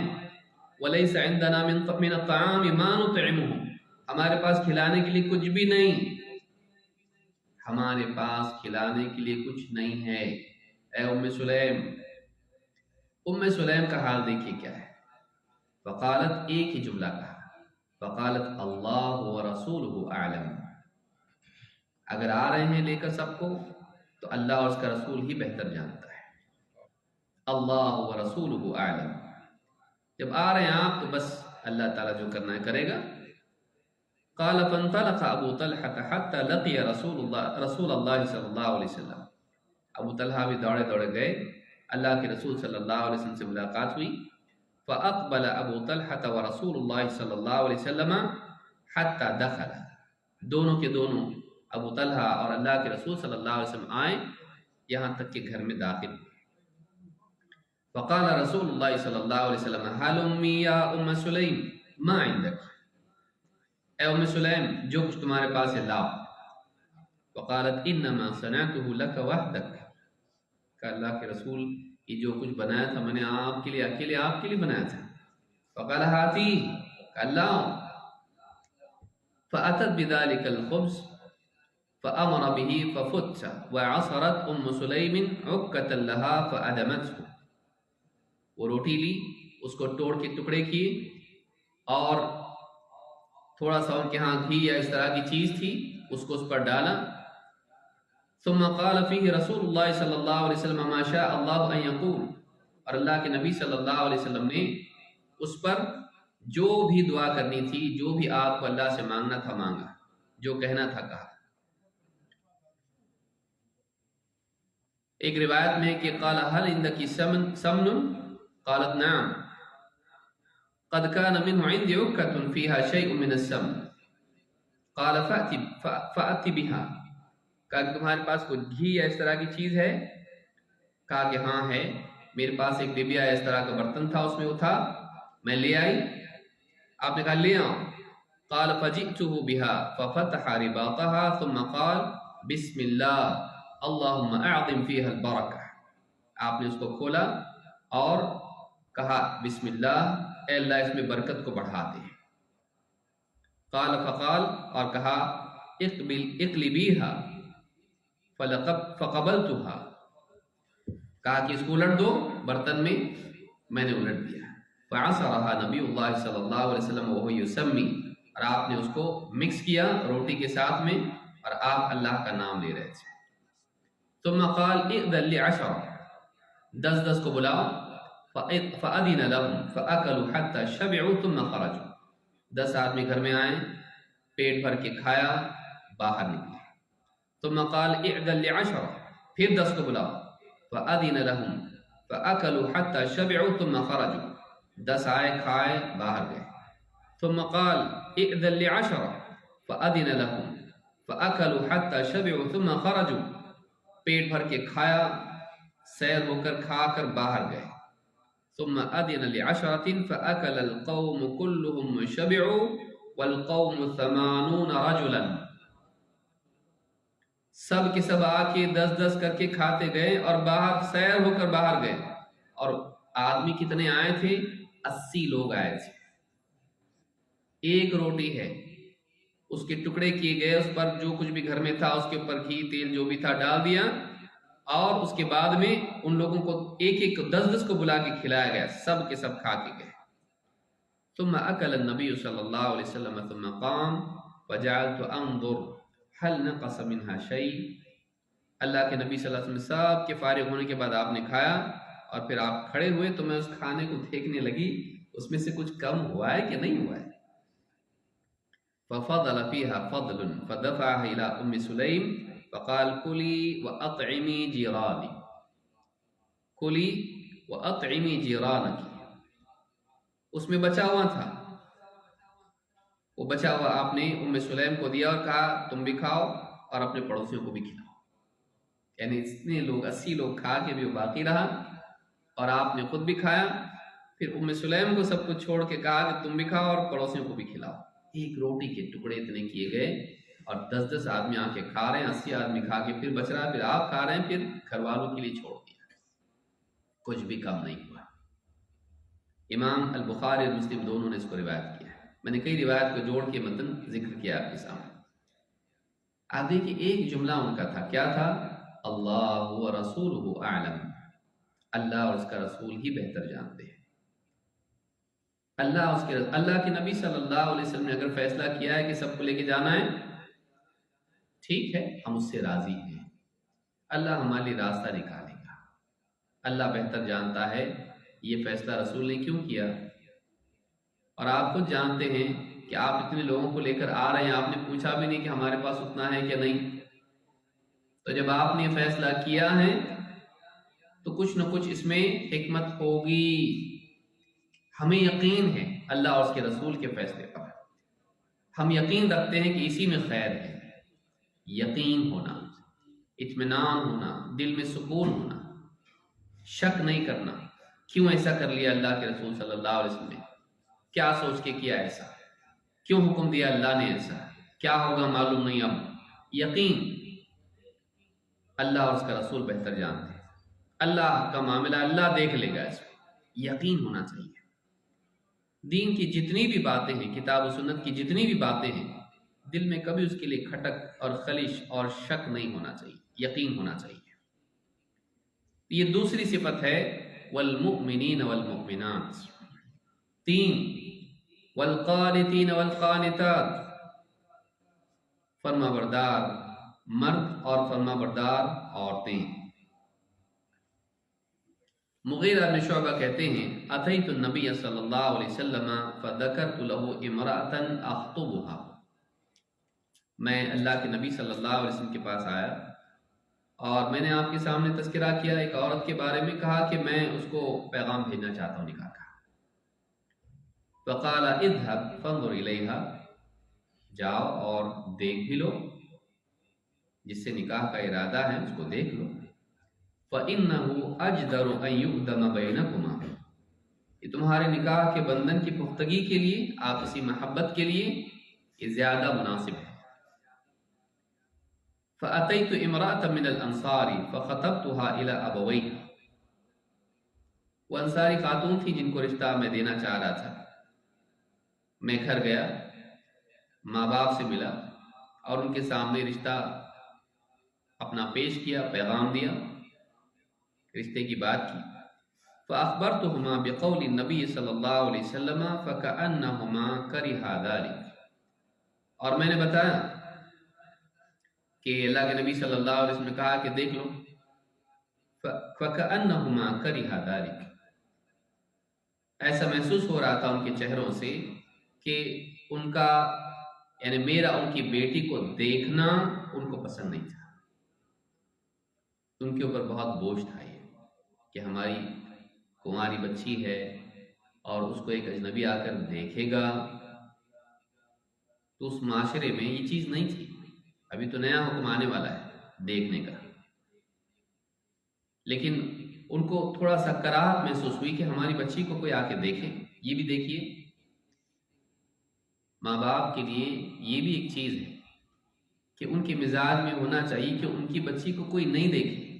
ہاں دین میں یہ ہے کہ جس کا پیغام آیا وہ دیکھے، لیکن یہ نہیں کہ پہلے سے ہماری بچیوں کو ہم بے پردہ کر کے معاشرے میں لائیں تاکہ لوگ ان کو دیکھیں۔ ہمارے ملکوں میں آپ دیکھیے بچیوں کو شادیوں میں لے جاتے ہیں بے پردگی کے ساتھ میں، کیوں؟ تاکہ لوگ دیکھیں۔ تو پردے میں رہے گی تو تجھ کو دیکھے گا کون؟ رشتے کیسے آئیں گے تجھ کو؟ ذرا سج دھج کے نکل، زیب و زینت کے ساتھ، زیورات کے ساتھ نکل، لوگ دیکھیں گے تبھی تو رشتے آئیں گے نا، ورنہ عمر نکل جائے گی تیری۔ تو اس کے نکاح اور اس کے رشتے کے لیے اس کو بے پردہ شادیوں میں، ولیموں میں، یہاں وہاں گھمایا جاتا ہے۔ ہماری سوچ کتنی گر گئی، ہم کہاں چلے گئے؟ صرف اپنی بچی کی شادی کے لیے، نکاح کے لیے، اس کی زندگی کی خوشحالی کے لیے ہم اللہ اور اس کے رسول کی تعلیمات کو چھوڑنے کے لیے تیار ہیں۔ ہماری بچی پردے میں رہنا چاہیے۔ اللہ نے اس کی تقدیر میں جو رشتہ لکھا ہے اس کے مرنے سے پہلے ضرور اس کو مل کے رہے گا۔ جو رزق اللہ نے اس کے لیے لکھا ہے مرنے سے پہلے ضرور مل کے رہے گا۔ جب آنا ہے تب برابر آئے گا، جس عمر میں اس کو رشتہ آنا ہے ضرور آئے گا۔ ہم اس کے لیے اللہ کے حکموں کو توڑیں، بے پردگی اختیار کریں، کیسے صحیح ہو سکتا ہے؟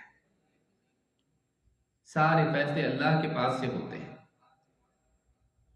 خیر، تو کہا کہ ان کو تھوڑا سا اس میں کراہت محسوس ہوئی۔ قالت فسمعت ذلك المرأة وهي في خدرها، جس عورت کو میں نے رشتہ بھیجا تھا، جس کے لیے آیا تھا، وہ پردے کے پار تھی، سامنے نہیں آئی، پردے کے پار تھی۔ اس نے وہ بات سنی جو میں نے کہی کہ اللہ کے نبی صلی اللہ علیہ وسلم نے کہا ہے کہ میں دیکھوں۔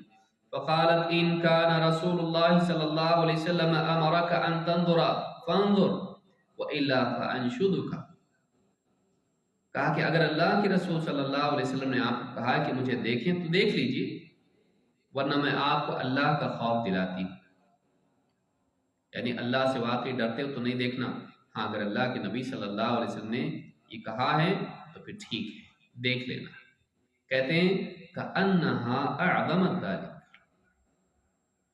اس عورت کی بات سے محسوس ہو رہا تھا کہ میرا اس کو دیکھنا اس پر بہت بھاری تھا، یہ اس کے لیے بہت بڑی بات تھی کہ کوئی اجنبی انسان اس کو دیکھے۔ پردے کے پار سے وہ بول رہی تھی کہ اگر اللہ کے رسول صلی اللہ علیہ وسلم بولے نا تو دیکھ لیجئے، ورنہ دیکھیے اللہ سے ڈراتی ہوں، ایسا مت کرنا بالکل۔ یعنی بے پردگی کے ساتھ کسی مرد کے سامنے آنا، وہ اس کو دیکھے، اس کے لیے بہت بھاری چیز تھی۔ ایک مسلمان عورت ایسی ہوتی ہے، اس کے لیے بہت سخت بات ہوتی کہ کوئی اجنبی نگاہیں اس کو دیکھیں۔ پردہ اس کے مزاج میں ہوتا ہے، صرف لباس میں نہیں۔ لباس میں تو ہوتا ہی ہے لیکن مزاج میں ہوتا ہے۔ اس کی چاہت اخفاء میں ہوتی ہے۔ اس کی چاہت یہ ہوتی کہ میں چھپی رہوں اجنبی نگاہوں سے۔ پردہ اس کا ذریعہ ہے، لیکن حجاب کا اس کا مزاج ہوتا ہے۔ تو کہا کہ یہ اس پر بہت بھاری تھی چیز، لیکن نبی کریم صلی اللہ علیہ وسلم کا جب حکم اس نے سنا تو اس نے کہا کہ اگر اللہ کے نبی صلی اللہ علیہ وسلم کا حکم ہے نا تو دیکھ لیجیے، یہ مزاج ہو۔ آج الٹا معاملہ ہو گیا ہے، آپ غور کریں کہ وہ پردے میں ہیں، اگر نبی صلی اللہ علیہ وسلم کا حکم ہے تو دیکھنا، میں تیار ہوں اس کے لیے۔ آج الٹا معاملہ ہے کہ نبی صلی اللہ علیہ وسلم کا حکم پردے کا ہے لیکن پردے کے لیے تیار نہیں، پردے کے لیے تیار نہیں مسلمان بچیاں۔ اور افسوس کہ ماں باپ بھی دیکھیے بچیوں کو موبائل فون تھما دیتے ہیں کہ دکھی نہ ہو، لے خوش ہو، اور موبائل فون پر وہ ٹک ٹاک پہ ویڈیوز بنا رہی ہیں، فیس بک پہ اپنے فوٹوز ڈال رہی ہیں، اپنے چہرے کے، اپنی مہندی کے، اپنے کھانے کے پکوان کے اور اپنے نئے لباس کے پہن کر لوگوں کے سامنے آئیں اور لوگوں کے سامنے اپنی زینت کا مظاہرہ کریں۔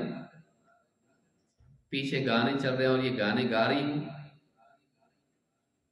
سوچنے کی چیز ہے۔ جوک بنا رہی ہوں، آواز کسی اور کی اور اس کا جوک ہے، اور ساری دنیا میں وہ گھومتا رہے، واٹس ایپ پہ لوگوں کے آئے، وہ فیس بک پہ اور ٹویٹر پہ وہ آئے، ٹک ٹاک پہ وہ آئے۔ اس زمانے کی عورتوں کا آپ دیکھیے، وہ اس بات کو بالکل بھی پسند نہیں کرتی تھی کہ کوئی ان کو دیکھے۔ اور آج مغرب نے ہمارا مزاج بگاڑ دیا ہے۔ بھائی عورت بھی کوئی چھپانے کی چیز ہے، خوبصورتی بھی چھپانے کی چیز ہوتی ہے، خوبصورتی ہے تو ساری دنیا میں عام ہونا چاہیے، یعنی آپ کو سب انجوائے کریں، آپ کی زینت کو سب لوگ انجوائے کریں، آپ لوگوں کے لیے تماشا ہو کہ لوگ اپنی ہوس کو آپ کی دیدار سے اپنی ہوس کو مٹائیں۔ ہر ایرا غیرہ راستے سے چلنے والا بدتمیز اور شریر قسم کا آدمی بھی آپ کو پلٹ کے دیکھے اور اپنے دل پر ہاتھ رکھے اور آپ خوش ہو جائیں کہ دیکھو مجھ پہ مرنے والے کتنے ہیں، مجھ کو کتنے لوگ لائک کرتے ہیں فیس بک پہ، کتنے لوگوں کی ڈیمانڈ ہے ٹک ٹاک پہ آپ یہ گانا گا کے دکھا دو، آپ کی آواز بڑی اچھی ہے، آپ کا چہرہ ایسا ہے کہ دیکھتے ہی رہ جاؤ، اور وہ کمنٹ لڑکی پڑھے اور خوش ہو، دیکھو میرے چاہنے والے دنیا میں کتنے ہیں، اور وہ ٹک ٹاک پر آ کر کہے گائز فرینڈز سبسکرائب کیجیے، لائک کیجیے اور بیل آئیکن کو دبائیے، اور وہ یہ کر کے خوش ہو کہ اس کے چاہنے والے دنیا میں، اس کا کوئی چاہنے والا نہیں ہے، سب اپنی چاہت کو پورا کرنے والے ہیں، اس کی خوبصورتی ختم ہو گئی تو اس کو کوئی پوچھے گا بھی نہیں، کچرے کی ٹوکری میں چلی جائے گی، آج یہ ہے تو کل دوسری کوئی ہے، ان کو تجھ سے کوئی مطلب نہیں ہے، ان کو اپنی چاہت سے مطلب ہے، ان کو کیا اچھا لگتا ہے، تجھ سے اکتا جائیں گے، کسی اور کو دیکھیں گے، کسی اور کی ویڈیو کو لائک کریں گے، کسی اور کی ویڈیو پہ جا کے کمنٹ کریں گے۔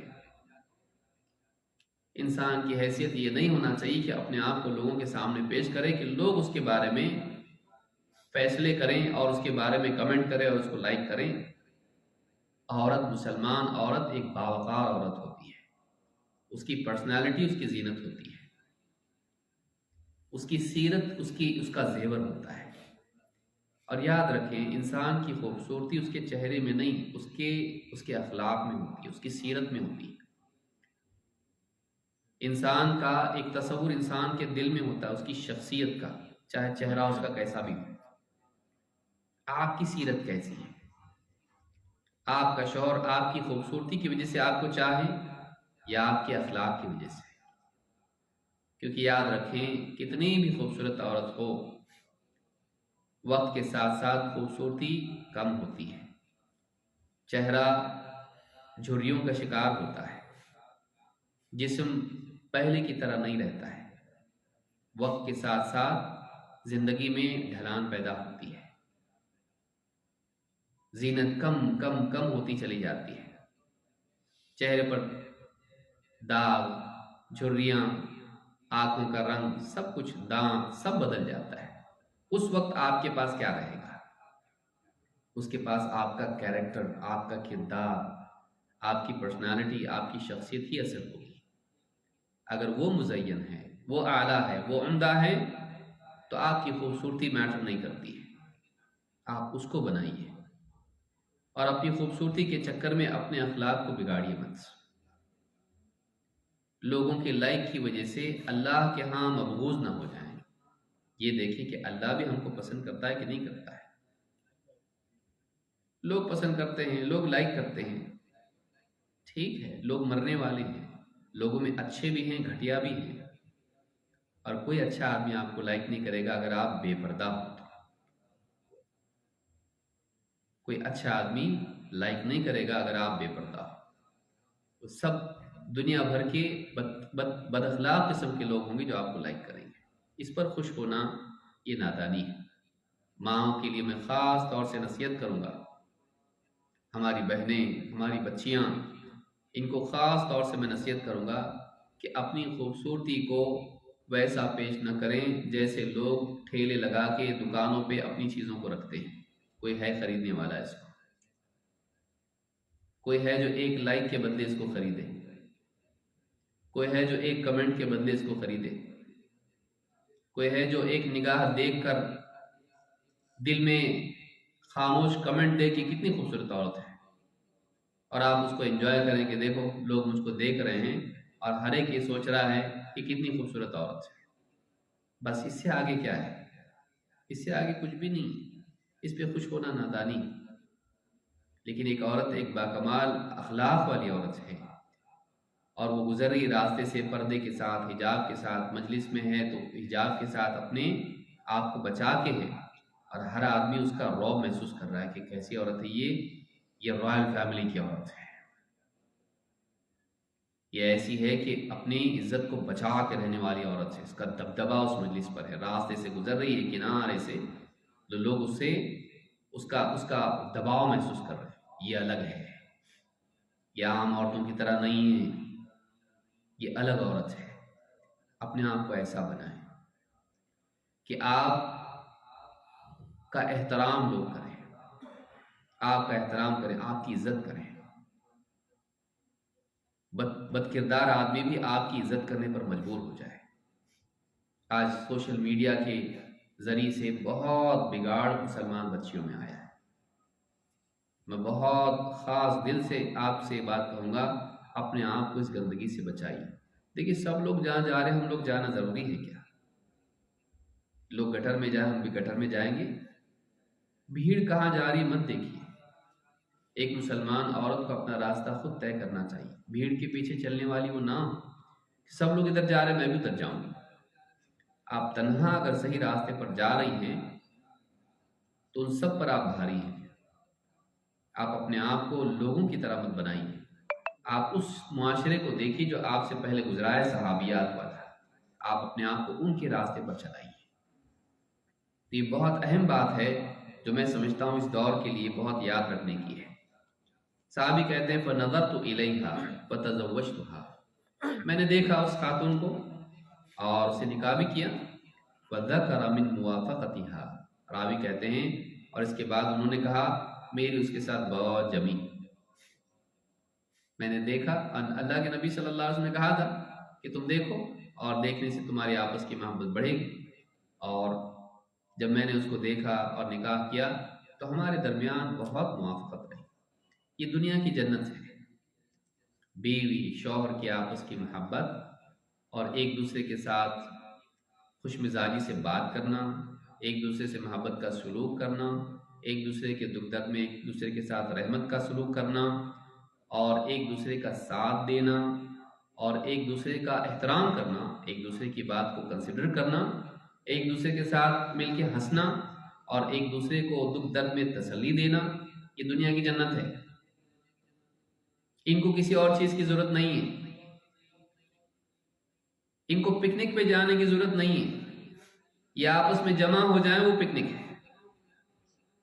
اس کو یاد رکھیے جو میں بول رہا ہوں، محبت کرنے والے بیوی شوہر، ان کو کسی پکنک کی ضرورت نہیں ہے، ان کا آپس میں ساتھ میں بیٹھنا اپنے جھونپڑے میں وہی پکنک ہے۔ خوشی آپس کی محبت میں ہوتی ہے، اور محبت کی بنیاد اگر دین ہو اور ایک دوسرے کے ساتھ انڈرسٹینڈنگ ہو، اس سے زیادہ اچھی زندگی نہیں ہو سکتی ہے۔ ایک دوسرے کو سمجھنا، ایک دوسرے کو سپورٹ کرنا۔ دیکھیے اللہ کے نبی صلی اللہ علیہ وسلم کی بیوی حضرت خدیجہ رضی اللہ تعالیٰ عنہ عمر میں زیادہ ہے، لیکن نبی صلی اللہ علیہ وسلم کتنی محبت کرتے تھے، اور وہ آپ سے کتنی محبت کرتی تھی۔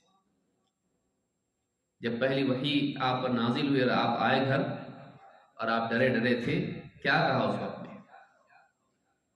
ہرگز نہیں، آپ نے کہا کہ مجھے اپنی جان کا ڈر ہے، کہا ہرگز نہیں، اللہ تعالیٰ آپ کو رسوا نہیں کرے گا۔ آپ غریبوں کی مدد کرتے ہیں، رشتہ داروں سے رشتہ جوڑتے ہیں، دوسروں کے بوجھ اٹھاتے ہیں، جس کے پاس کچھ نہیں اس کو کما کے دیتے ہیں، اللہ تعالیٰ آپ کو رسوا نہیں کرے گا۔ یہ کانفیڈنس، یہ اعتماد، یہ حوصلہ، ایک دوسرے کو دینا، ایک دوسرے کا ساتھ دینا، ایک دوسرے کے ساتھ محبت کا سلوک کرنا۔ کھانا لے کے جاتی تھی، پانی لے کے جاتی تھی اللہ کے نبی صلی اللہ علیہ وسلم کے لیے جب آپ غار میں رہتے ہیں۔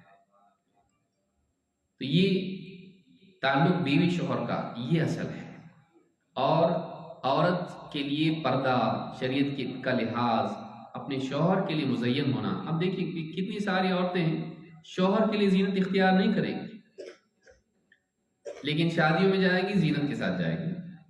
اس کی زینت دوسروں کے لیے ہے، یہ شوہر کے لیے ہے۔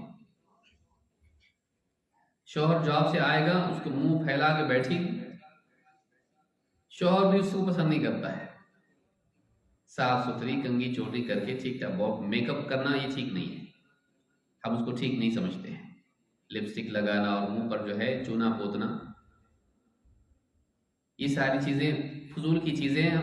یا ہم عورتوں کو دیکھ کر پہلا لیئر، دوسرا لیئر، تیسرا لیئر، یہ ساری بکواس چیزیں ہیں، اس سے بچائیں اپنے آپ۔ دنیا کی فاحشہ عورتوں کی طرح زینت اختیار نہ کریں، فلم سٹار کی طرح بننے کی کوشش نہ کریں۔ نیل پالش، لپسٹک اور یہ چیزیں آپ کے مزاج کو بگاڑیں گی۔ ظاہر کی مشابہت، ابن تیمیہ رحمۃ اللہ علیہ فرماتے ہیں ظاہر من تشبہ بقوم فہو منہم، جو جس قوم کی مشابہت اختیار کرتا ہے وہ انہی میں سے ہے، جو جس کی سملیرٹی اختیار کرتا ہے وہ انہی میں سے ہے۔ ابن تیمیہ رحمۃ اللہ علیہ فرماتے ہیں ظاہر کی مشابہت باطن کی مشابہت پیدا کرتی ہے۔ باہر سے ہم جیسا بنتے ہیں کسی کی طرح، اندر سے بھی ان کی طرح بن جاتے ہیں۔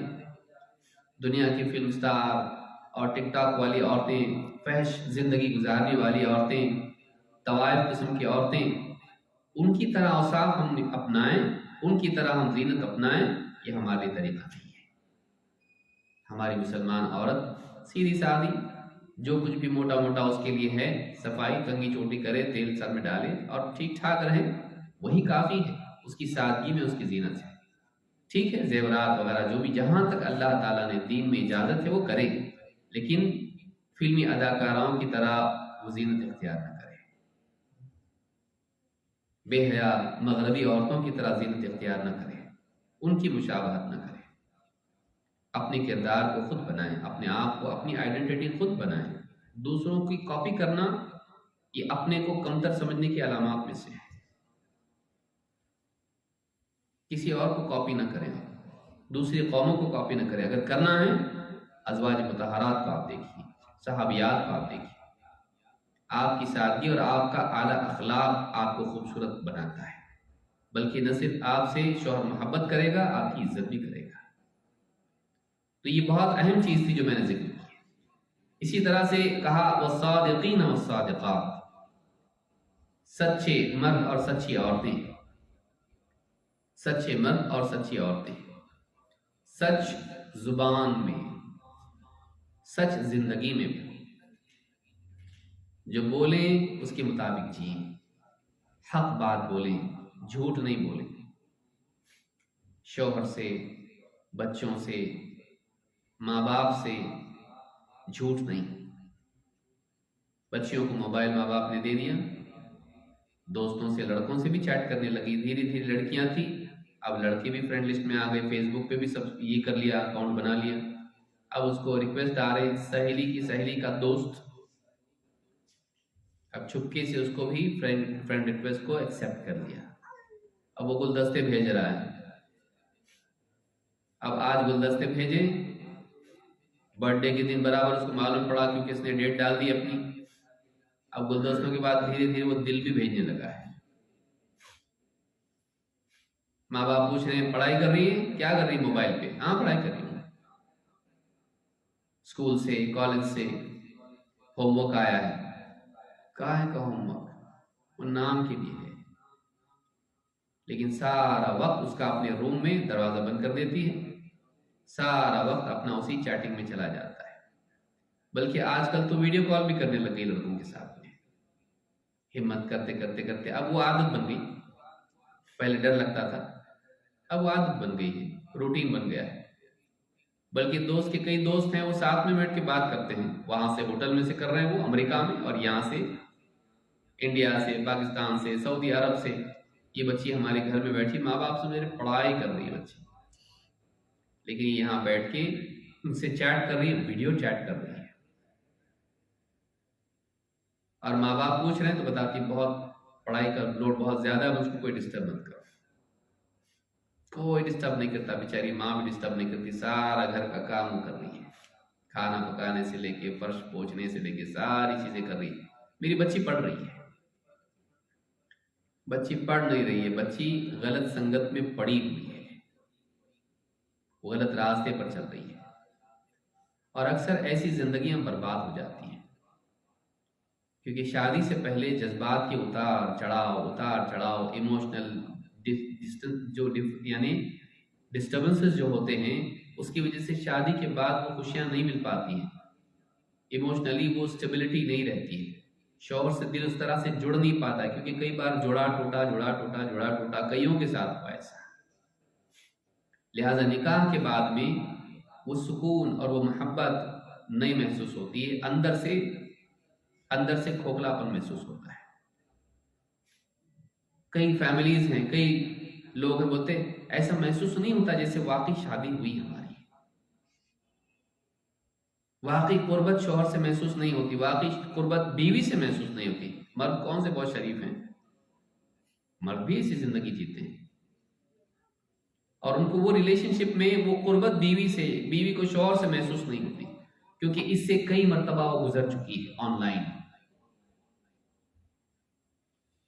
اب وہ بندھن اتنا مضبوط نہیں ہے، وہ قربت اتنی جینوئن نہیں ہے، اور کئی نکاح ٹوٹ جا رہے ہیں، 2 مہینے 3 مہینے میں خلا ہو رہا۔ کیوں؟ دل کے جیسا نہیں ہے، دل کے جیسی نہیں ہے، کیونکہ کئی بار کئیوں کے ساتھ گزر چکا ہے، آن لائن زندگی گزار رہا ہے، کئی خوبصورت عورتوں کو دیکھ رہا ہے، اور یہ بھی ویسے ہی کئی ہینڈسم لوگوں کو دیکھ رہی ہے، اور شوہر ویسا نہیں ہے، داڑھی والا ہے، ہاں جبہ کرتا پاجامہ پہننے والا ہے، ویسا نہیں ہے، بات کرنے میں ویسا نہیں ہے جس سے گائز فرینڈز کرنے والے ہوتے ہیں۔ تو دونوں کا نکاح ہونے کے بعد میں وہ خوشی نہیں محسوس ہوتی ہے۔ آن لائن زندگی ہمارے جذبات کے ساتھ کھیلتی ہے، اور اس کو ہمارے جذبات کو استعمال کرتی ہے، ہم کو برباد کر رہی ہے زندگی۔ جھوٹی زندگی نہ جیے، سچی زندگی جیے، سچ کے ساتھ جیے۔ عبداللہ بن عامر کہتے ہیں دعتنی امی یوما ورسول اللہ صلی اللہ علیہ وسلم قاعد فی بیتنا، میری والدہ نے ایک دن مجھے بلایا اور اللہ کے رسول صلی اللہ علیہ وسلم ہمارے گھر میں بیٹھے ہوئے تھے، فقالت ہا تعال اعطیک، ادھر آ تجھ کو کچھ دیتی ہوں۔ فقال لها رسول اللہ صلی اللہ علیہ وسلم وما اردت ان تعطی، کیا دینے کا ارادہ تھا، کیا دینے والی تھی؟ قالت اعطیہ تمرا، میں کھجور دینے والی تھی۔ فقال لها رسول اللہ صلی اللہ علیہ وسلم اما انک لو لم تعطیہ شیئا کتبت علیک کذبہ، اگر کچھ نہیں دیتی تم پر جھوٹ لکھ دیا جاتا ہے۔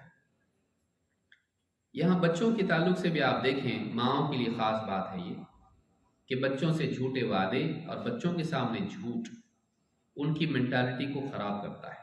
جن بچیوں کا نکاح آج نہیں ہوا ہے، ہونے والا ہے، ان کے لیے بھی یہ نصیحت ہے کہ اولاد کی تربیت میں سچ اور جھوٹ کا بہت بڑا رول ہوتا ہے، چاہے وہ قولی طور پر ہو یا عملی طور پر۔ آپ اولاد کے ساتھ میں سچائی کے ساتھ رہیں، جھوٹ نہیں۔ وہ آپ کی زندگی میں جھوٹ دیکھیں گے، جھوٹ سیکھیں گے، اور جھوٹ بہت بڑی برائی ہے، یہ آپس کے اعتماد کو ختم کر دیتا ہے، اور تعلقات کی بنیاد بھروسے پر ہوتی ہے، اور جب بھروسہ ٹوٹتا ہے تو تعلقات بھی خراب ہو جاتے ہیں۔ فیملی میں سچائی ہونی چاہیے، ایک دوسرے پر بھروسہ ہونا چاہیے، بھروسے کے لیے سچ ضروری ہے۔ ہم بچوں سے وعدے کرتے ہیں، پورے نہیں کرتے، بچوں سے عذر کرتے ہیں، جھوٹے، بچوں سے عذر، آفس کے بارے میں گھر سے ہی فون کر کے بول رہا ہے میں بھی راستے میں ہوں، اور گھر میں پلنگ پہ بیٹھا ہوا ہے، چائے پی رہا ہے۔ بتائیے، بچے دیکھ رہے ہیں کہ والد صاحب آفس والوں کو جھوٹ بولتے ہیں، تو یہ بھی اسکول سے جھوٹ بولے گا، میں ایکسٹرا کلاس میں ہوں اور گراؤنڈ پہ ہوگا، اسپورٹس میں کھیل رہا ہوگا دوستوں کے ساتھ میں، یا معلوم نہیں اور کہاں ہو۔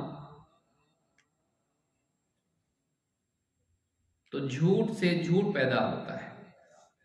خاص کر کے ماں باپ کے لیے ضروری ہے کہ وہ آپس میں بیوی شوہر اور اولاد کے ساتھ میں اور گھر کے ماحول میں جھوٹ نہ ہو، سچائی ہو، اور بھروسہ ہو، شک نہ ہو۔ ایسے حالات ہی پیدا نہ ہو کہ گھر میں لوگ ایک دوسرے پر شک کرنے لگے۔ آپس میں ایک دوسرے پر اعتماد اور سچائی گھر میں ہونا چاہیے۔ اسی طرح سے 5ویں چیز جو ذکر کی، والصابرین والصابرات، صبر کرنے والے مرد اور صبر کرنے والی عورتیں۔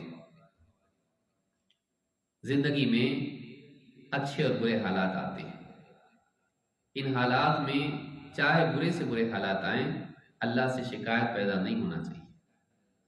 فقر فاقہ ہو، بیماری ہو، اللہ کی شکایت نہیں ہو، اللہ سے راضی رہنا، اور اللہ کے دین پر جمے رہنا، صبر کرنا، شکایت نہیں کرنا۔ اللہ کی شریعت، اللہ کا دین، اللہ کے احکام، کتاب و سنت کی تعلیمات ہماری چاہت کے مطابق ہو یا نہ ہو، اس پر راضی رہنا، اس میں اگر مشقت ہو تب بھی صبر کرنا۔ فجر کی نماز، گرمی کے روزے، اسی طرح سے شریعت کے دوسرے احکام، ان میں صبر ہو، ان کی مشقت کو ہم برداشت کریں آخرت کے اجر کے لیے۔ مثال کے طور پر آپ دیکھیے، عطا ابن ابی رباح کہتے ہیں، اور میں سمجھتا ہوں وقت ہمارا ختم ہونے میں ہے تو یہ آخری بات میں بیان کر رہا ہوں، اس لیے میں نے پہلے ہی کہہ دیا تھا کہ شاید پوری باتیں نہیں ہو پائے گی۔ عطا ابن ابی رباح کہتے ہیں انہ رأى ام زفر، ام زفر نام کی ایک خاتون تھی، انہوں نے ان کو دیکھا، تلک امرأة طویلة سوداء على ستر الکعبہ، ایک روایت میں ہے ایک اونچے قد کی کالی عورت کعبہ کے غلاف سے لپٹی ہوئی وہاں کھڑی دکھائی دی۔ قال علی عباس کہتے ہیں، قال علی ابن عباس، مجھ سے ابن عباس رضی اللہ تعالیٰ عنہ نے کہا، الا اریک امرأة من اہل الجنہ، کیا میں تمہیں ایک جنتی عورت نہ بتاؤں؟ ایک جنتی عورت ہے۔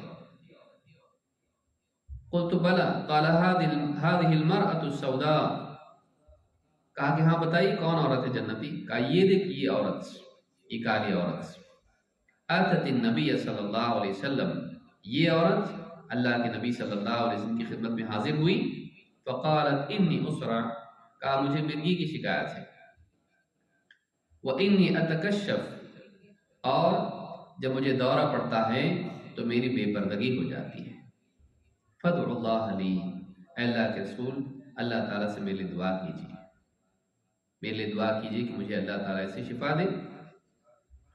قال ان شئتی صبرتی ولکی الجنہ ولا حساب علیک، ایک روایت ہے اگر تم چاہو تو صبر کر لو اور تمہارے جنت کا وعدہ اور کوئی حساب نہیں ہوگا تمہارا، اگر تم چاہو تو تم صبر کرو، تمہارے لیے آپشنز ہیں، ایک آپشن یہ صبر کرو، اگر صبر کرو گی تو جنت کا وعدہ اور کوئی حساب نہیں، بلا حساب جنت میں جاؤ۔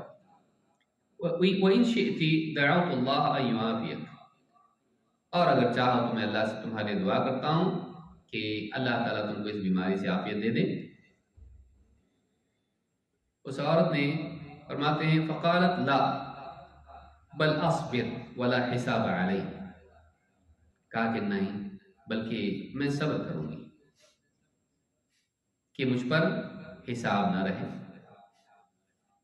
اب غور کریں، آئی ہے عورت دعا کرانے کے لیے کہ مجھے بیماری ہے اور شفا کے لیے دعا کیجیے، لیکن آپ نے جیسے ہی کہا کہ تم صبر کرو تو تمہارے لیے جنت کا وعدہ ہے اور حساب نہیں ہوگا، آخرت کے حساب کا خوف اور جنت کی تمنا اتنی غالب ذہنوں پر تھی کہ ارادہ ہی بدل دیا ہے۔ ایسی بیماری جس سے چکر آ کے عورت گرتی ہے، بے پردہ ہوتی ہے، ہوش و حواس نہیں رہتے ہیں، کوئی معمولی چیز نہیں ہے۔ راستے پر چلتے وقت، نماز پڑھتے وقت، گھر میں کام کرتے وقت معلوم نہیں کہاں چکر آ کے گر جائے، دورہ پڑے،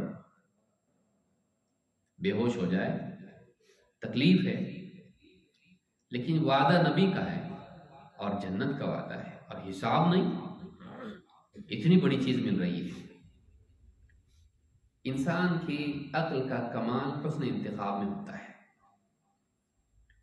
چنتا کیا ہے، تو کتنا عقل مند ہے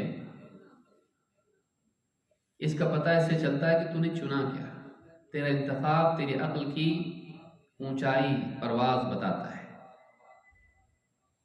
اور بہت سمجھدار تھی، بیمار تھی لیکن بہت عقل مند تھی، وہ ایمان والی عورت تھی، کالی تھی لیکن دل بہت نورانی تھا۔ اس نے کہا بلکہ میں صبر کروں گی اور میرے اوپر کوئی حساب نہیں ہونا چاہیے، میں اسی کو چنتی ہوں۔ لیکن پھر اس کو واپس یاد آیا کہ ایک مسئلہ تو حل، ٹھیک ہے برداشت کر لوں گی، مرگی کا دورہ پڑتا ہے اس کو برداشت کر لوں گی، تکلیف برداشت کر لوں گی، اصبر، لیکن مسئلہ ایک اور اس سے جڑا ہوا ہے بے پردگی کا، کہیں بھی اب گر جاتی ہوں چہرہ کھل جائے گا، پورا بے پردہ ہو جاؤں گی۔ فقالت انی اتکشف فادع اللہ لی اللہ اتکشف، کہ اللہ کے رسول میں دورہ پڑتا ہے تو بے پردہ بھی تو ہو جاتی ہوں، تو آپ اللہ سے کم اتنی دعا کر لیجئے کہ اس حالت میں میں بے پردہ نہ رہوں۔ فدعا لہا، تو اللہ کے نبی صلی اللہ علیہ وسلم نے اس کے لیے وہ دعا کر دی ہے، ہاں بے پردہ نہ ہو، اللہ جب دورہ پڑے تو اللہ یہ بے پردہ نہ ہو۔ آپ سوچئے ایک عورت اس حالت میں مکلف بھی نہیں ہے۔ ایک عورت اگر اس کو بے ہوشی کی حالت ہے تو بے ہوشی کی حالت میں شریعت تو نہیں ہے نا، لیکن اس عورت کی چاہت یہ کہ بے ہوشی کی حالت میں غیر اختیاری طور پر بھی میری بے پردگی نہیں ہونا چاہیے۔ میں یہ برداشت کر سکتی ہوں کہ زندگی بھر بیماری کے ساتھ رہوں، یہ برداشت نہیں کر سکتی کہ میں بیماری کی حالت میں بے پردہ ہوں۔ تو اس کے لیے تو کم سے کم دعا کیجیے کہ میں بے پردہ نہ رہوں۔ آپ اس عورت کے لیے وہ ہلکی چیز ہے، زندگی بھر بیماری کے ساتھ جی لینا، صبر کر لینا، وہ ہلکا ہے اس کے لیے۔ زیادہ بہت سوچا نہیں اس نے، میں سوچ کے آتی ہوں کل بتاتی ہوں، نہیں، وہاں کے وہاں فیصلہ کر لیا، چل جائے گا، زندگی بار چلے گا، مرنے تک چلے گا، اسی کے ساتھ میں جی لوں گی، لیکن میں اس چیز کے ساتھ نہیں جی سکتی کہ میں بے پردہ ہوں۔ اس کے لیے دعا کر دیجئے کہ میں اس حالت میں بھی، عام حالات میں تو میرا اختیار ہے، میں پردے سے رہتی ہوں، لیکن تکلیف یہ ہے کہ اس حالت میں بے پردہ ہو جاتی ہوں، میں نہیں چاہتی کہ ایسا ہو۔ آپ اللہ سے دعا کیجئے کہ میں اس حالت میں بھی بے پردہ نہ رہوں۔ آپ نے اس کے لیے دعا کی۔ جنتی عورت یہ ہے کہ جو کسی حالت میں شریعت کے دائرے سے باہر نہیں جانا چاہتی ہے، غیر اختیاری طور پر بھی نہیں، غیر شعوری طور پر بھی نہیں، مجھے اسی دائرے میں جینا ہے۔ یہ اس زمانے کی عورتوں کا، اور وہ کوئی بہت خوبصورت ایسی عورت بھی تو نہیں تھی نا، کالی عورت سے، لیکن یہ نہیں کہا کہ کیا فرق پڑتا ہے، بہت خوبصورت تھوڑی نہ ہو، کوئی دیکھ لے گا تو کیا ہوتا ہے، نہیں، پردہ اللہ کا حکم ہے، پردہ اللہ کا حکم ہے، اس کا اہتمام کرنا میری ذمہ داری ہے۔ اس حالت میں اگرچہ میں بے قابو ہوں، مجھ کو کچھ بھی سمجھ میں نہیں آ رہا کیا ہوا میرے ساتھ، لیکن نہیں، میری چاہت ہے کہ میں ہر حال میں پردے میں رہوں۔ یہ مزاج ایک عورت کا بن جائے، یہ عورت دنیا کی سب سے اعلیٰ عورت ہے۔ اونچائی باہر سے نہیں ہوتی ہے، اونچائی اندر سے ہوتی ہے۔ اخلاق اور کردار کی، مزاج کی، سوچ کی اونچائی انسان میں ہونا چاہیے۔ آدمی کے زندگی کی سطح اس کی سوچ کی بلندی کے مطابق ہوتی ہے۔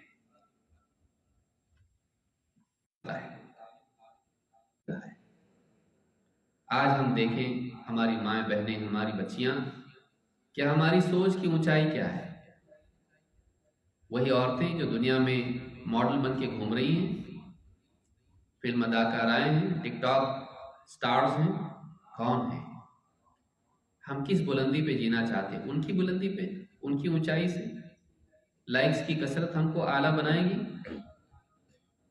سبسکرائبرز کی گنتی ہماری قیمت طے کرے گی؟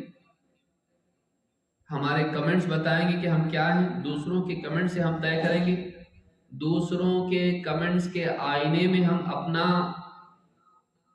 کردار اور اپنی شخصیت اور اپنی قیمت طے کریں گے؟ ہم کیا ہیں؟ دوسرے آ کے ہم کو بتائیں گے، لچی لفنگے دنیا کے آ کے ہم کو بتائیں گے کہ ہم کیا ہیں؟ ہم نہیں جانتے ہم کیا ہیں، اور ہم کو اللہ اور اس کا رسول بتا رہا ہے کہ ہم کو کیا بننا چاہیے۔ ہم وہ دیکھیں گے یا لوگوں کو دیکھیں گے کہ آپ ایسا بھی کپڑا پہن کے آؤ نا تو ہم کو دیکھنا ہے آپ کو، اور ٹک ٹاک پہ پھر وہ ڈریس پہن کے آ رہی ہے، فلاں فلم کا گانا گا کے دکھاؤ تو وہ کر کے دکھا رہی ہے۔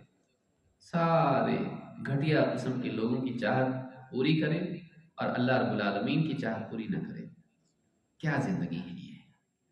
ایک مسلمان عورت، اس کے نزدیک اللہ کی چاہت سب پر مقدم ہوتی ہے۔ میرا رب چاہتا ہے کہ میں پردہ کروں، میں ایسی حالت میں بھی بے پردہ نہیں ہونا چاہتی جس میں مجھے ہوش نہ رہے۔ میرے رب کا حکم ہے، میرے رب کو پردہ پسند ہے، میرے رب کی چاہت ہے کہ میں پردہ کروں۔ میں خوبصورت نہیں ہوں، لیکن پھر بھی میرا رب چاہتا ہے کہ میں پردہ کروں۔ ساری عورتوں کے لیے حکم ہے، میں اس پردے سے باہر نہیں آنا چاہتی، میرے رب کا حکم میں توڑنا نہیں چاہتی۔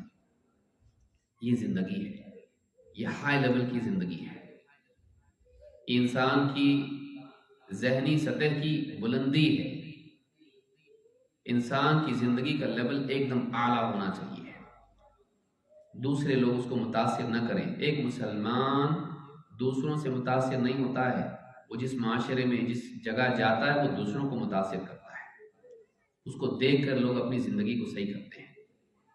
یہ جا کے دوسروں کی زندگی کو دیکھ کر کاپی، ان کو انفلوئنس ہوتا نہیں، ان کو دیکھ کے یہ بالکل ان کا رعب اپنے اوپر نہیں لیتا، بلکہ اس کو دیکھ کر لوگ اپنی زندگی صحیح کرتے ہیں۔ وہ انفیریئر محسوس نہیں کرتا اپنے آپ کو دوسروں کے سامنے، وہ اسلامی احکام کو، اسلامی زندگی کو سمجھتا ہے یہی زندگی ہے، باقی زندگی نہیں ہے، اسلام کے مطابق جینا ہی جینا ہے، باقی کوئی زندگی اس کی کوئی قیمت نہیں ہے، کیونکہ ہمارے رب نے ہم کو یہ بتایا اور ہمارے نبی نے ہم کو سکھایا، ہمارا دین یہی ہماری زندگی ہے، یہی ہماری عزت ہے۔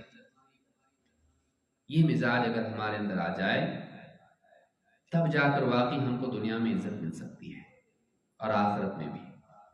جو انسان اللہ کے پاس عزت نہ پائے وہ کہیں اور عزت نہیں پا سکتا ہے۔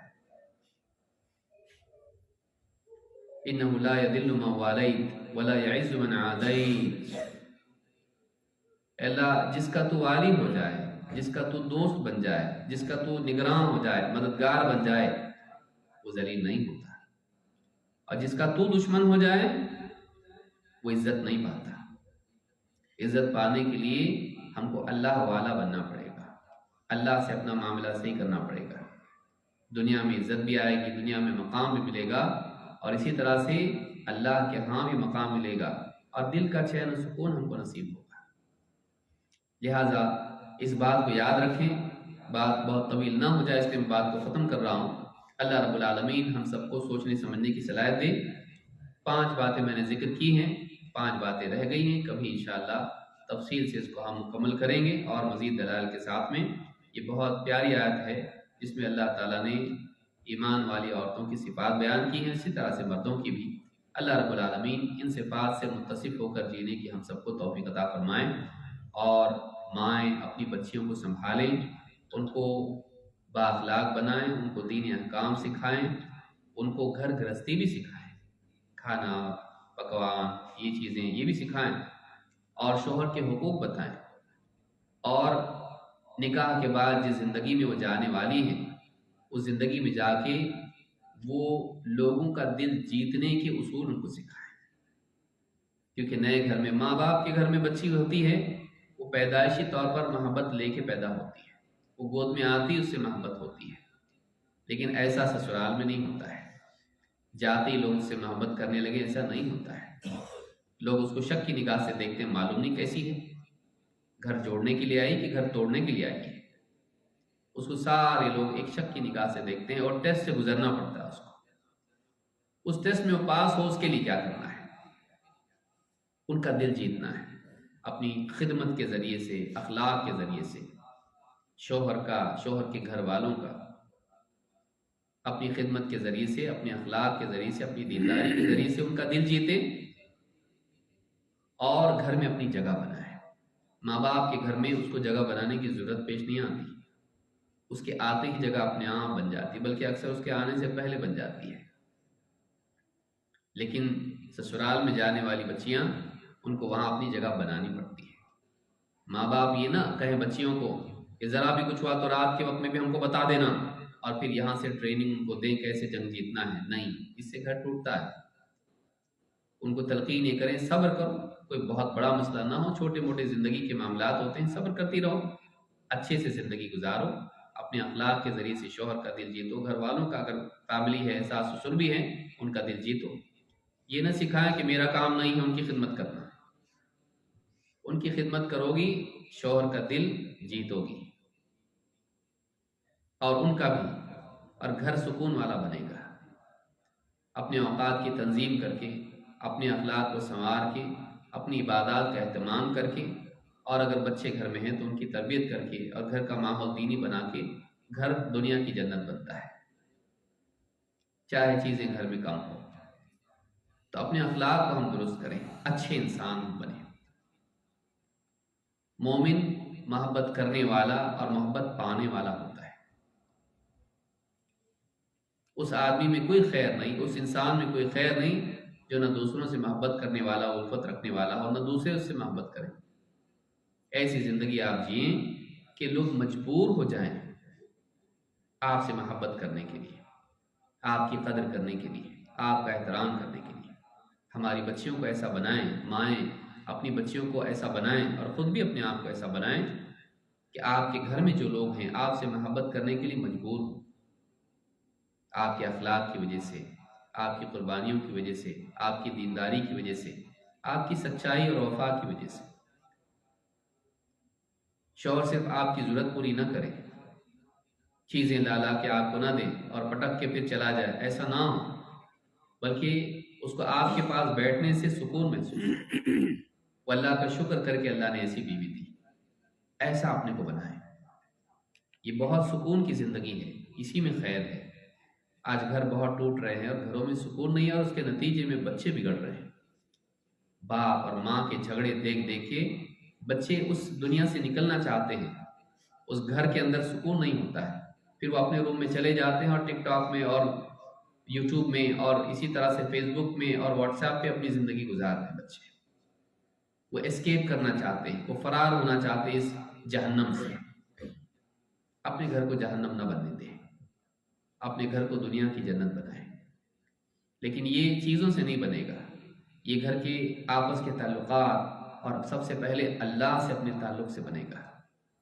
جب ہم اللہ سے اپنا تعلق صحیح کر لیں گے اور آپس کے تعلقات صحیح کریں گے، سارا معاملہ صحیح ہو سکتا ہے۔ اللہ تعالیٰ ہم سب کو سمجھنے کی توفیق عطا فرمائیں اور دین کے مطابق جینے والا بنائیں۔ اور میں پھر اپنی ماں بہنوں سے اور بچیوں سے کہوں گا کہ اس بگاڑ کے دور میں آپ لوگوں کے لیے روشنی بنیں، اس اندھیرے میں آپ لوگوں کے لیے روشنی بنیں، اس بگاڑ کے دور میں آپ لوگوں کے لیے اسوہ بنیں۔ اس بہاؤ میں بہیے مت، اس سیلاب کا شکار نہ ہو، بے دینی بے حیائی کا جو سیلاب آ رہا ہے آپ اس کا شکار نہ ہو، بلکہ آپ اس میں باندھ کی طرح اس کو روکنے والے بنیں۔ آپ کا کردار ایسا ہو کہ دوسری بچیاں، دوسری خواتین آپ کو دیکھ کر اپنی زندگی کو صحیح کریں۔ یہ تبھی ہو سکتا ہے جب آپ کے اندر اعتماد ہو کہ ہماری کامیابی دین میں ہے، ہماری کامیابی خوشحالی دین میں ہے، اس سے باہر نہیں، ہلاکت ہے۔ اس یقین کے ساتھ جب ہم زندگی گزاریں گے ساری خیر وجود میں آئے گی۔ اللہ تعالیٰ ہم سب کو سمجھتا فرمائے، مردوں کو بھی اور عورتوں کو بھی اللہ تعالیٰ اس بات کے سمجھنے کی توفیق دے کہ کامیابی دین میں ہے۔ وَمَن يَبْتَغِ غَيْرَ الْإِسْلَامِ دِينًا فَلَن يُقْبَلَ مِنْهُ، جو اسلام کے سوا کوئی اور دین لے کر آئے گا یا اور دین چاہے گا اسے وہ قبول نہیں کیا جائے گا۔ دنیا اور آخرت کی کامیابی اسلام ہی میں ہے۔ اللہ تعالیٰ ہم سب کو اسلام کے مطابق جینے کی اور اسلام ہی پر مرنے کی توفیق عطا فرمائے۔ اقول ھذا واستغفر اللہ لی ولکم۔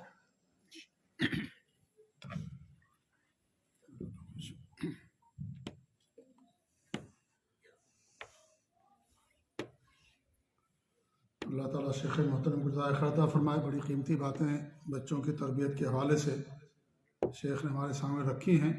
اللہ تعالیٰ ہم سب کو ان پر عمل کرنے کی توفیق دے، آمین رب العالمین۔ بس ایک دو باتیں کہہ کر کے اپنی بات ختم کرنا چاہتا ہوں میں۔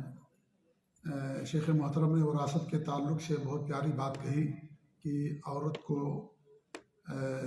مرد کے مقابلے میں کم حصہ ملتا ہے، تو اس کی وجوہات شیخ نے بتائی ہیں۔ ایک وجہ اور بھی ہے جو بہت بڑی وجہ ہے، وہ یہ ہے کہ اب دیکھیں عورت دو جگہ سے وارث ہوتی ہے، مرد کو صرف ایک جگہ سے وراثت ملتی ہے۔ عورت اپنے شوہر کے مال میں بھی وارث ہوتی ہے اور اپنے ماں باپ کے پاس بھی وارث ہوتی ہے۔ مرد کے لیے ایسا نہیں ہے، مرد کو صرف ایک جگہ سے وراثت ملتی ہے، اسی لیے مرد کا حق زیادہ رکھا گیا شریعت کے اندر۔ جو آج اعتراض کرتے ہیں کہ بھی مردوں کا زیادہ حق ہے وراثت میں لڑکیوں کے مقابلے میں، تو آپ غور کریں کہ عورت کو دو جگہ سے وراثت ملتی ہے، مرد کو یہ حق نہیں ہے یا یہ اس کو دو جگہ سے وراثت نہیں ملتی۔ تو کتنا بڑا حق دیا اللہ رب العالمین نے دین اسلام میں عورتوں کا۔ دوسری بات یہ ہے کہ ہم لوگ بھی بہت سارے، ہم میں سے اکثر لوگ بچی کی شادی ہونے کے بعد اس کے گھر کو بگاڑنے میں ہمارا بھی بہت بڑا رول کبھی کبھی ہو جاتا ہے۔ انجانے میں نادانستہ طور پر بچی کی شادی کہیں ہماری طے ہوتی ہے تو بچی سے کیا کہتے ہیں، بہت بڑا گھرانہ، اچھا خاندان ہے، بہت مالدار ہے، جا کر کے عیش کرو گی، بہت آرام کرو گی، مہرانی کی زندگی گزارو گی، شہزادی بن کر کے رہو گی۔ ہم کیا کرتے ہیں، بچیوں کو اس طریقے بتاتے ہیں۔ اب بچی وہاں جاتی ہے، تھوڑی سی تکلیف آتی ہے، برداشت نہیں کر پاتی ہے۔ ہم اس کو صبر سکھائیں کہ ایک نئی زندگی کی تمہاری شروعات ہے، ہم نے بہتر رشتہ دے کر کے کرنے کی کوشش کی ہے، لیکن زندگی ہے، زندگی میں ہر وہ چیز جو نظر آتی ہے اس طریقے سے نہیں ہوتی ہے، ہو سکتا ہے تکلیف بھی آئے، صبر کرنا اس کے اندر۔ شوہر کا بہت بڑا حق ہوتا ہے، بہت بڑا اس کا مرتبہ ہوتا ہے۔ شادی سے پہلے ماں باپ کا بڑا حق ہوتا ہے لڑکی کے پاس، لیکن شادی ہو گئی، شوہر کا بڑا حق ہو گیا، ماں باپ سے بھی بڑا حق شوہر کا ہو گیا۔ اس لیے ہمارے نبی نے کیا فرمایا، اگر میں حکم دیتا عورتوں کو تو اپنے شوہروں کا سجدہ کریں، نہیں کہا اپنے باپ کا سجدہ کریں۔ شادی سے پہلے لڑکی کے لیے ماں باپ کا بڑا حق ہے، شادی کے بعد شوہر کا بڑا حق ہو جاتا ہے۔ تو ہم ان کو ساری تعلیم دیں۔ آپ کے پاس مال ہے، بہن فون کرتی ہے کہ مجھے تکلیف ہے، بھائی کہتا ہے چلے آپ خلا لے لو، بہت مال اللہ نے مجھے دیا ہے، ہمارے سارے بچے کھاتے ہیں، تم بھی کھانا کیا ہے؟ 1 سال گزرتا ہے، 2 مہینے، اس کے بعد پھر ختم ہو جاتی ہے کہانی۔ یہ سب غلط ہے طریقہ۔ ہم ان کو صبر سکھائیں، ان کو سمجھائیں کہ آپ اچھے اخلاق سے پیش آئیں، صبر کریں، یہ ہمارا کردار ہونا چاہیے۔ ہم مال کے نشے میں کہہ دیتے ہیں کہ بھئی ہمارے پاس مال کی کمی نہیں ہے، اتنا ہمارے پاس مال، آؤ ہم تم کو رکھیں گے اور تم کو ساتھ رکھیں گے، کوئی پریشانی نہیں ہوگی۔ چند مہینے گزرتے ہیں، اس کے بعد کہانی ختم ہو جاتی ہے۔ آدمی نہیں بوجھ برداشت کر سکتا اپنی بہن کا یا کسی اور کا۔ جی ہاں، خاص طور سے اگر بیوی آ گئی ہے تو اس کے بعد اور بہت سارے مسائل کھڑے ہو جاتے ہیں۔ تو اس لیے انسان اپنی بیٹیوں کو صبر کی تعلیم دے، صبر کے اندر انسان کی نجات ہے، صبر کرنے والوں کے لیے جنت ہے۔ اسے آپ اس طریقے ہم تعلیم دیں گے تو ان کے اندر جذبہ پیدا ہوتا ہے، کچھ تکلیف آتی ہے برداشت کرتی ہیں۔ یہ نہیں کہ ہم ان کو اتنا بڑھا چڑھا کر کے پیش کر دیں، وہاں جانے کے بعد پھر جو ہے ہم یعنی عورت لڑکی برداشت نہ کر سکے۔ تو ماں باپ کو صبر کی تعلیم دینی چاہیے۔ اللہ تعالیٰ ان تمام باتوں پر ہمیں عمل کرنے کی توفیق دے، آمین۔ جزاکم اللہ خیر۔ شیخ کا ہم شکریہ ادا کرتے ہیں کہ شیخ نے بہت ہی قیمتی باتیں رکھی ہیں۔ اگر ان باتوں پر ہم نے عمل کر لیا تو ہمارا گھر جنت بن سکتا ہے دنیا کے اندر بھی۔ اللہ تعالیٰ ہم سب کو توفیق دے، آمین۔ جزاکم اللہ خیر، والسلام علیکم ورحمۃ اللہ وبرکاتہ۔